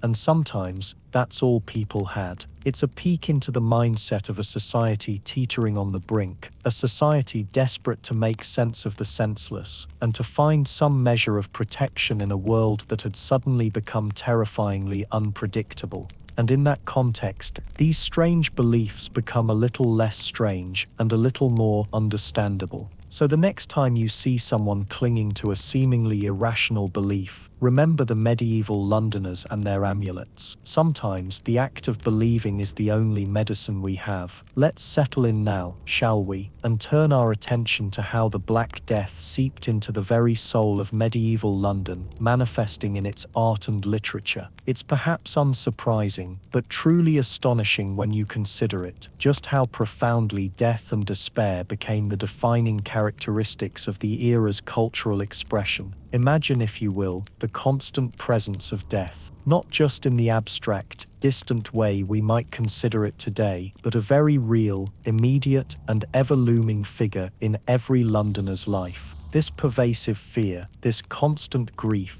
inevitably found its way into their creative endeavors. It's like trying to keep the rain out of a leaky house. It just seeps in everywhere. Before the plague, much of medieval art, particularly that commissioned by the church, focused on hopeful themes: salvation, divine grace, the promise of eternal life in paradise. Think of the vibrant stained glass windows depicting biblical scenes, the elaborate altarpieces adorned with gold and rich colors, all designed to inspire faith and offer solace. These images certainly didn't disappear overnight, but a new, darker current began to flow beneath the surface. A significant shift occurred in the types of images that started to gain prominence. The Danse Macabre, or the Dance of Death, became a particularly popular motif. This wasn't new to the late medieval period, but it was the Black Death that really launched it into the public consciousness. This artistic allegory typically depicts death, often personified as a skeletal figure, leading people from all walks of life, kings, popes, peasants, merchants, in a dance towards the grave. Think about the sheer power of that imagery. No one was spared, neither wealth nor piety could offer protection. The dance was a universal leveler, a stark reminder of mortality's inevitable embrace. These depictions weren't just morbid, they served as a powerful commentary on the fragility of life and the vanity of earthly pursuits. You might find a Danse Macabre painted on the walls of a church or a cloister, a constant visual sermon reminding everyone of their impending doom. And it wasn't just paintings. Woodcut prints, a relatively new and more accessible art form, allowed for the mass production of these images, making them available to a wider audience beyond the wealthy elite. This meant that even the poorest Londoner could own a small print depicting the Dance of Death, a constant memento mori, a reminder of their own mortality. Sculpture, too, took on a more somber tone. Tomb effigies, traditionally idealized portrayals of the deceased, began to show signs of decay and decomposition. Think of the transy tombs, which depict the deceased as emaciated corpses, sometimes crawling with worms. It's a rather gruesome image, isn't it? But it served a very specific purpose: to remind viewers of the physical reality of death and the impermanence of the body. These weren't meant to be frightening for the sake of frightening, they were meant to be cautionary. Now, let's turn to literature. Before the plague, much of the popular literature consisted of romances, tales of chivalry, and religious allegories. These stories offered escape and moral instruction, but the Black Death brought a stark dose of realism to the literary landscape. Think of the Decameron by Giovanni Boccaccio, written in the aftermath of the plague in Florence. While not set in London, it vividly captures the social and psychological impact of the pandemic. The story follows a group of young nobles who flee the plague-ridden city and retreat to the countryside, where they entertain each other with stories. While many of these tales are light-hearted and even bawdy, they are all framed by the looming shadow of death and the breakdown of social order. Boccaccio doesn't shy away from depicting the horrors of the plague, the abandoned bodies, the despair of the survivors, and the moral corruption that arises in times of crisis. In England, Geoffrey Chaucer, though he lived through the plague years, doesn't directly address the Black Death in the Canterbury Tales. However, the work is undeniably infused with an awareness of mortality and the precariousness of human existence. Consider the Pardoner's Tale, a chilling story about three rioters who set out to find and kill death, only to be betrayed by their own greed and meet their demise. It's a morality tale, of course, but it also reflects the widespread obsession with death that gripped the medieval imagination. Even religious text reflected the changing mood. While prayers for salvation and hymns of praise continued to be written, there was also a growing emphasis on repentance, penance, and the fear of divine judgment. Sermons became more fire and brimstone, emphasizing the wages of sin and the urgency of seeking forgiveness. It was thought that God was punishing London for its moral failings. Furthermore, we begin to see a rise in texts concerning medicine, but not exactly as we know it now. People were desperate for solutions, reasons, and more importantly, what they could do to prevent it. This led to both scholarly works, but also folk remedies. Some of these texts border on what we might consider superstitions today, but to the medieval Londoner, they were all they had to protect themselves and their families. It's also important to remember that the plague didn't just inspire grand artistic masterpieces, it also affected the everyday lives of ordinary people and their creative expressions. Think of the folk songs and ballads that would have circulated through the streets of London, lamenting the loss of loved ones and expressing the fear of infection. These songs, often passed down orally, provided a communal outlet for grief and a way to make sense of the tragedy. The art and literature of medieval London during the Black Death provide a powerful window into the minds and hearts of the people who lived through this unimaginable crisis. It reveals their fears, their hopes, their beliefs, and their struggles to find meaning in the face of overwhelming loss. It's a testament to the resilience of the human spirit, its capacity to create beauty and express profound emotion even in the darkest of times. And while these expressions are often somber and unsettling, they are also deeply moving and ultimately profoundly human.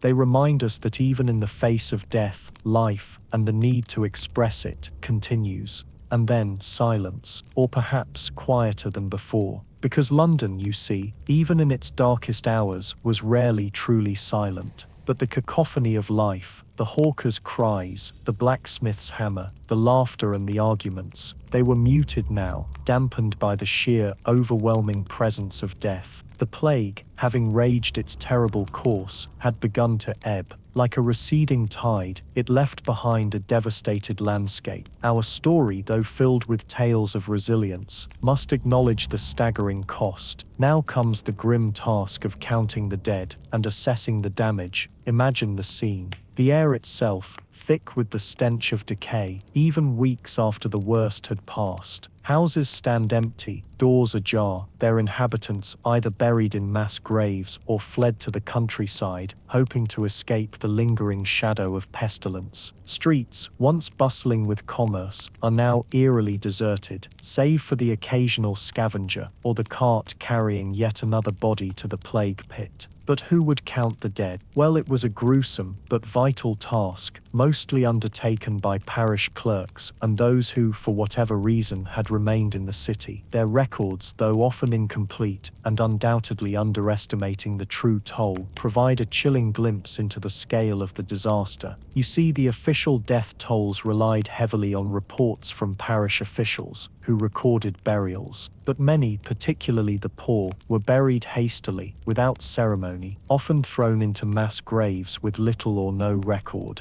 Families, weakened by grief and fear, may have simply disposed of their loved ones in secret, anxious to avoid any scrutiny or potential quarantine. Imagine the desperation, the isolation. It's hard to fathom, isn't it? Historians estimate that London lost anywhere from a third to over half of its population to the Black Death. Think about that. Imagine your town or city suddenly emptied of that many people, businesses gone, families wiped out, the very fabric of society torn asunder. Some parishes were almost completely decimated, with only a handful of survivors remaining. The precise numbers are elusive, obscured by the chaos and incomplete records, but we can look at specific examples. Some parish registers show death rates increasing tenfold, even 20-fold, during the peak of the epidemic. Cemeteries overflowed, necessitating the creation of those infamous plague pits, vast unmarked graves where bodies were piled one upon another, a stark testament to the overwhelming mortality.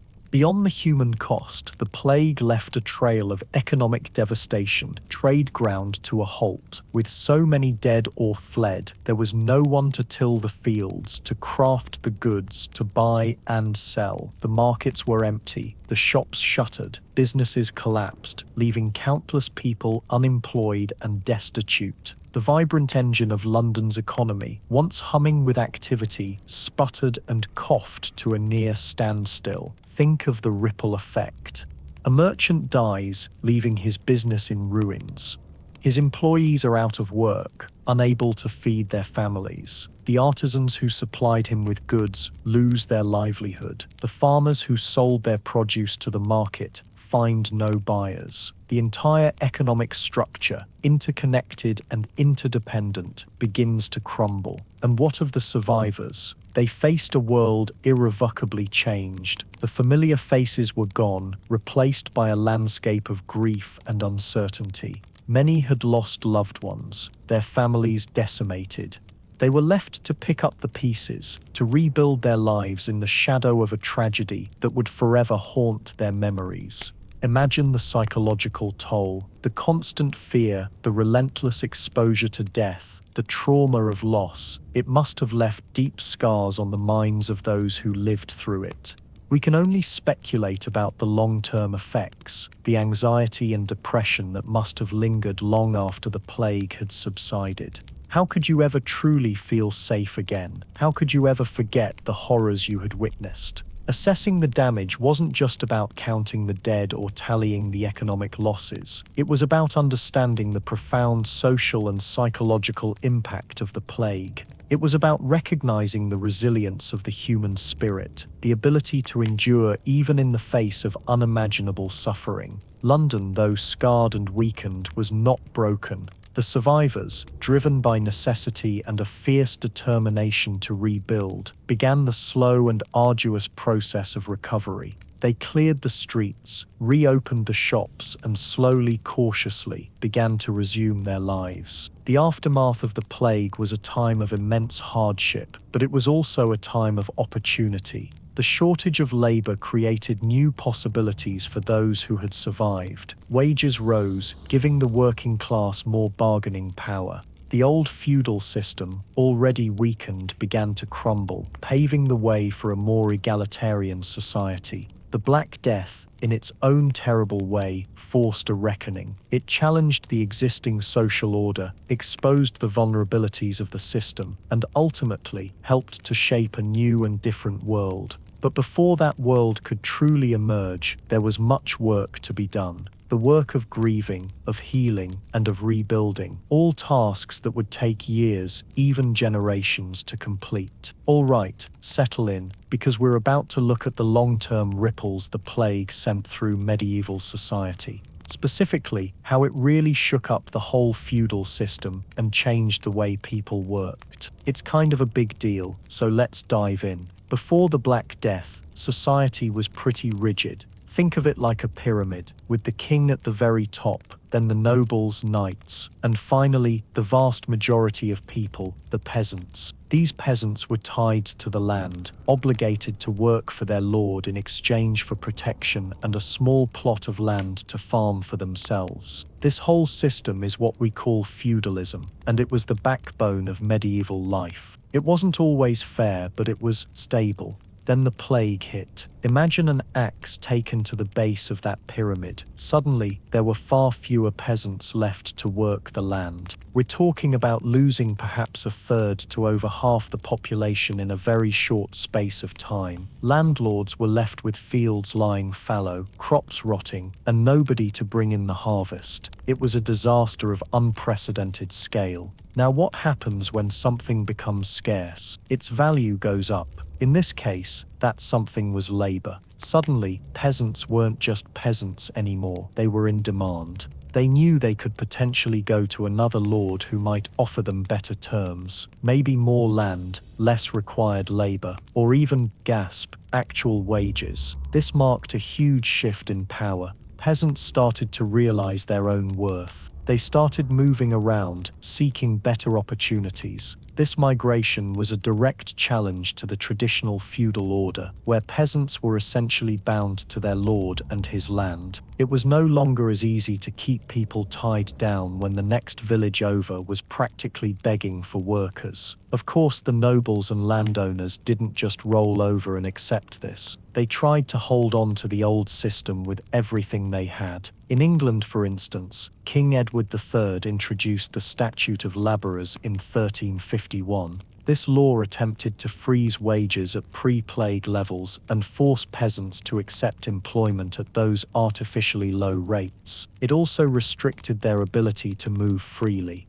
But honestly, it was like trying to hold back the tide. The law was widely ignored and almost impossible to enforce effectively. The demand for labor was simply too great. Peasants resisted, sometimes passively, by refusing to work for the imposed wages, and sometimes more actively. And that's where we start to see the rumblings of real social unrest. Peasants began to organize and demand even more rights and better conditions. They weren't just asking for a little more food, they were questioning the entire system that kept them in a state of subservience. The seeds of rebellion were being sown. Think of it like this. Before the plague, the peasants were in a desperate state. After the plague, they were in an even worse state from all the death and disruption of society. But as a consequence of that, they were in a more powerful state in relation to their lords. What an irony of history. One of the most significant examples of this unrest was the Peasants' Revolt of 1381 in England. Sparked by a combination of factors, including resentment over taxes and the ongoing labor shortages, the revolt saw peasants marching on London, demanding an end to serfdom and other feudal obligations. While the revolt was ultimately suppressed, it sent a clear message to the ruling class. The old ways were no longer sustainable. The genie was out of the bottle. The plague had fundamentally altered the relationship between the landowners and the laborers, and things could never truly go back to the way they were. The long-term impact of all this was profound. Feudalism, while it didn't disappear overnight, was significantly weakened. The plague accelerated a process of social and economic change that was already underway, but it pushed it forward at an incredible rate. Slowly, gradually, the system of serfdom began to crumble.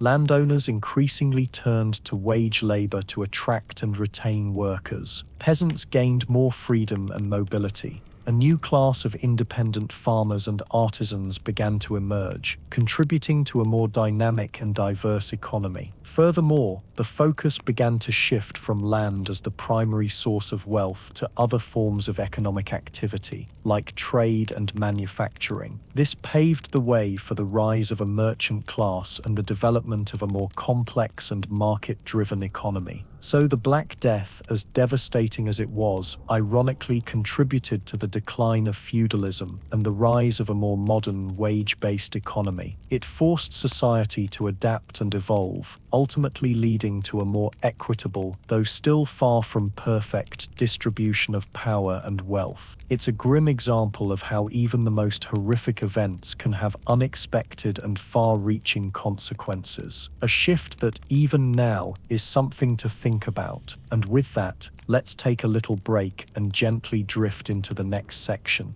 And so, the silence began to lift. The silence of death, that is. The counting was far from over, but as the days bled into weeks, and the weeks tentatively into months, London began to stir, aching, weakened, and profoundly changed, but stirring nonetheless. The enormity of the task before them, rebuilding a city decimated by plague, it was almost incomprehensible. But medieval Londoners, they were nothing if not resilient. They had to be. Imagine, if you will, the sheer scale of the problem. Empty houses stood like hollow-eyed skulls, silent monuments to the families that had vanished within them. Businesses shuttered, their owners and workers gone. The stench of death, though fading, still clung to the very stones of the city. The fields around London, neglected during the height of the epidemic, were overgrown. The normal bustle of the city, utterly absent. But slowly, very slowly, life began to creep back. Those who had fled to the countryside, if they had survived, began to trickle back into the city gates, perhaps drawn by the familiar, perhaps by necessity, perhaps by the faint glimmer of hope that things could, eventually, return to something resembling normal. One of the first and most pressing issues, naturally, was the labor shortage. The plague had disproportionately affected the working classes, the very people who kept the city running.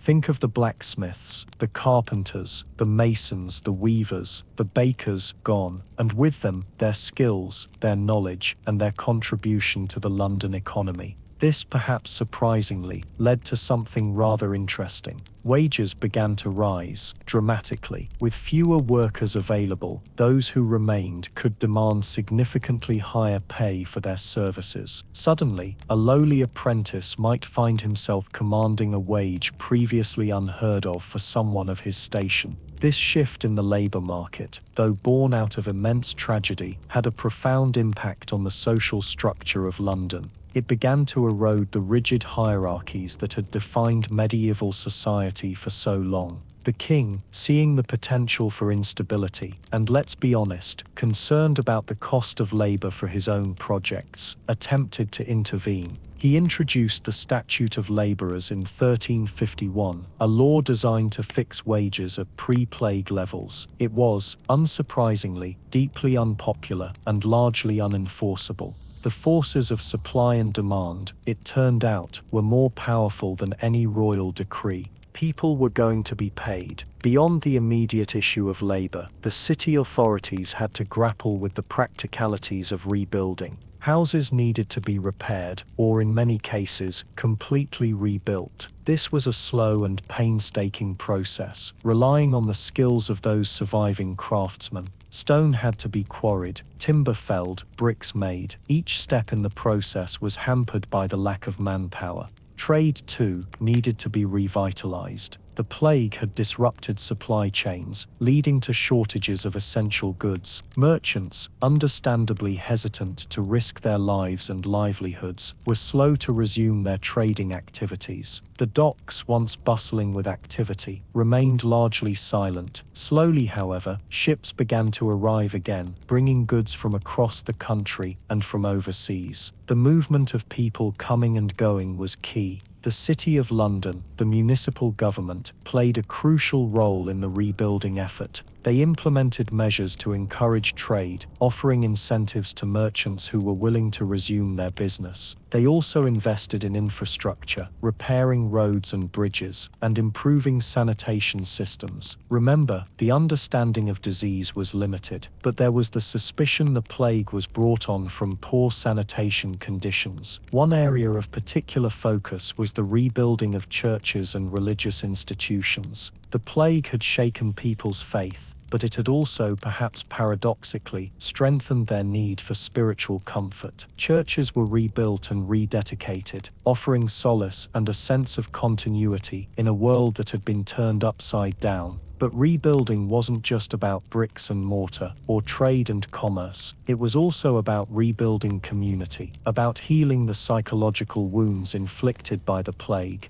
Families had been torn apart, friendships severed. The city was filled with grief, with trauma, with a deep sense of loss.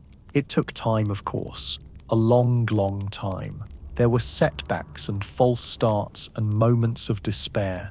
The fear of another outbreak always hung in the air, a dark shadow lurking just beneath the surface. And, let's not forget, the plague didn't just disappear. It returned periodically over the centuries, each time causing more death and disruption. Londoners lived with the constant threat of disease, a grim reality that shaped their lives and their outlook on the world. But through it all, they persevered. They rebuilt their city, brick by brick, trade route by trade route, life by life.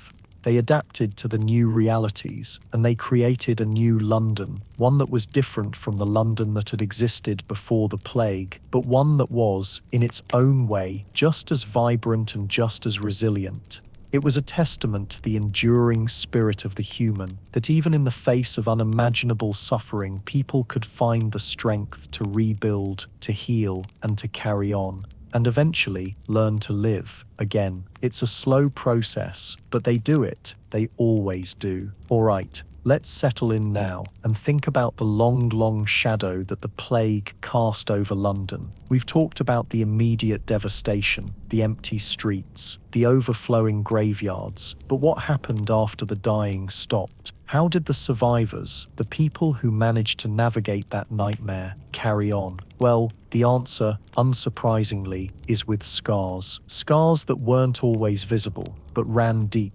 Imagine, if you will, living in a city that was, just yesterday, vibrant, bustling, full of life, and now it's a shadow of its former self. Friends, family, neighbors, gone. Everyday life has been utterly, irrevocably shattered. The air itself seemed to hold the memory of sickness and death. That kind of trauma doesn't just disappear when the last victim is buried. It lingers. Psychological trauma in the medieval period, of course, wasn't something they understood or talked about in the same way we do today. They didn't have therapists or support groups. They had faith. They had community. And sometimes even those weren't enough. What they did experience was profound grief, survivor's guilt, and an overwhelming sense of anxiety that never truly went away. Think about the children who lost their parents, suddenly orphaned and thrust into a world that was already brutal. Who cared for them? How did they cope with the loss? We can only imagine the long-term effects of that kind of abandonment and trauma on their developing minds. The orphaned children of London were often taken in by other families, but resources were stretched so thin, and sometimes they were simply left to fend for themselves, joining the ranks of beggars and vagrants. And consider the adults who watched their loved ones succumb to the plague. The sheer helplessness, the agony of seeing someone you care about wither away, knowing that there was nothing you could do to stop it. That kind of experience leaves an indelible mark on the soul. Many would have carried that grief with them for the rest of their lives, a constant reminder of the fragility of life and the power of death. We have records indicating increases in requests to join monasteries or religious orders, some surely motivated by true devotion, but no doubt that for others, it was a search for solace after suffering such loss. But perhaps even more pervasive than the grief was the fear, the constant gnawing fear of recurrence. The plague didn't just disappear overnight. It would flare up again and again over the centuries, sometimes less virulent, sometimes just as devastating. But the threat of it was always there, hanging over London like a dark cloud. Every cough, every fever, every unexplained ache would have triggered a wave of panic. Was it back? Was the nightmare about to begin all over again? People became hyper-vigilant, constantly scanning their environment for signs of danger. New outbreaks were typically preceded by rumors and whispered warnings as the city braced itself for a new wave of death. And that fear translated into social behaviors as well. People became more wary of strangers, less willing to engage in casual contact. The bonds of community, which had been so vital in surviving the initial outbreak, were often strained by suspicion and mistrust. Who was carrying the disease? Who might be contagious? We also see evidence of increased religiosity, not just as a source of comfort, but also as a way to appease a seemingly wrathful God. People turned to prayer, repentance, and acts of charity, hoping to avert future disasters. They sought answers in religious texts and sermons, trying to understand why this terrible thing had happened and what they could do to prevent it from happening again. Superstitions also flourished in the wake of the plague. People clung to amulets, charms, and folk remedies, desperate for any protection against the unseen forces that seemed to be at work. They might avoid certain foods, follow specific rituals, or seek the advice of healers and fortune tellers. It was all an attempt to regain a sense of control in a world that felt utterly chaotic and unpredictable.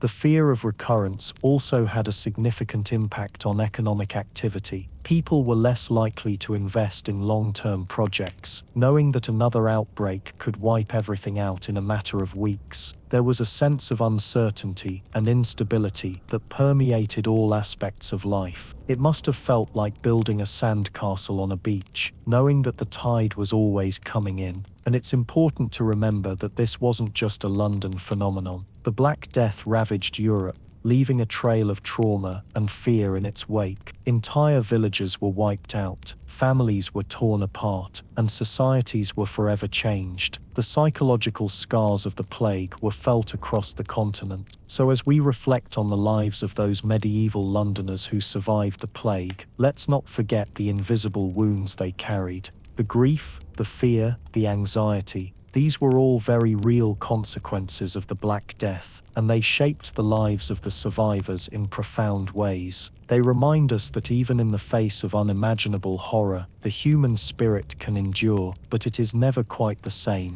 And by understanding that, we can truly appreciate the resilience and the fortitude that allowed London to rise again from the ashes. And so, friends, we come to the end of our journey through the harrowing, yet strangely inspiring, story of medieval London's brush with the plague. It's been a long and at times unsettling journey, hasn't it? We've peered into the dark corners of a city gripped by fear, witnessed unimaginable suffering, and explored the desperate measures people took to survive. But even amidst such bleakness, we've also glimpsed something extraordinary, the unwavering resilience of the human spirit.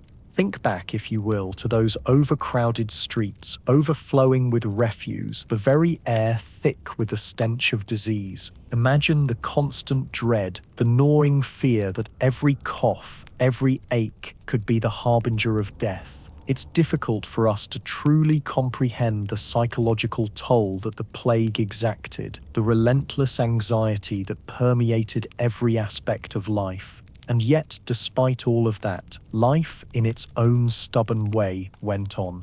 People continued to work, to trade, to care for their families. Even when those families were being decimated around them, they clung to their beliefs, their traditions, their sense of community, finding solace in prayer, in ritual, in shared grief. Consider the sheer tenacity of the grave diggers, tirelessly laboring day and night to dispose of the dead, facing constant exposure to the disease, yet still performing their grim duty, or the courage of those few physicians and barber surgeons who, armed with limited knowledge and even more limited resources, bravely tended to the sick, often at great personal risk. These weren't just nameless faces lost to the pages of history. They were individuals, each with their own stories, their own hopes, their own fears. They were mothers and fathers, sons and daughters, husbands and wives. They were bakers, merchants, blacksmiths, priests, and scholars. Each one of them, in their own way, contributed to the city's survival, adding their thread to the tapestry of London's response to this terrible adversity. It's easy to focus on the death and destruction, to be overwhelmed by the sheer scale of the tragedy. And certainly, the plague left an indelible scar on London, wiping out a significant portion of its population and forever altering its social and political landscape.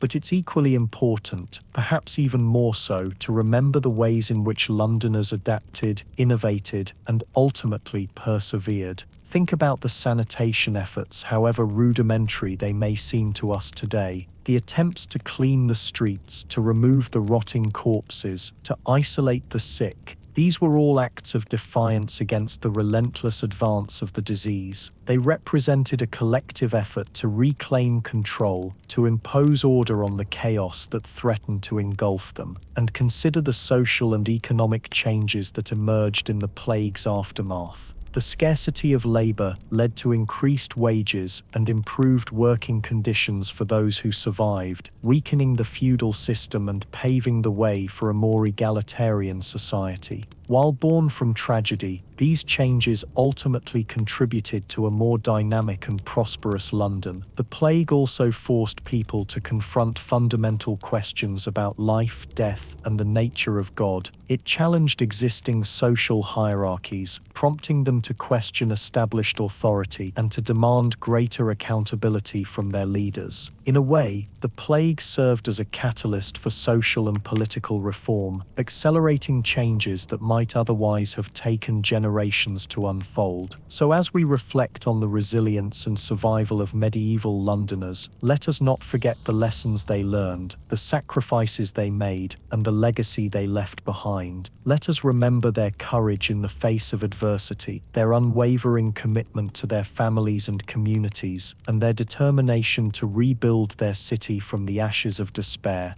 Their story is a reminder that even in the darkest of times, the human spirit can endure. It is a testament to the power of hope, the importance of community, and the enduring strength of the human will to survive. And perhaps most importantly, it is a call to remember those who suffered and died, to honor their memory, and to learn from their experiences. Let us carry their story with us, friends, as a reminder of our own capacity for resilience, our own ability to overcome adversity, and our own responsibility to create a better world for future generations. Because even in the face of unimaginable challenges, like those medieval Londoners, we too can find the strength to endure, to rebuild and to thrive. Sweet dreams, and may their memory be a blessing.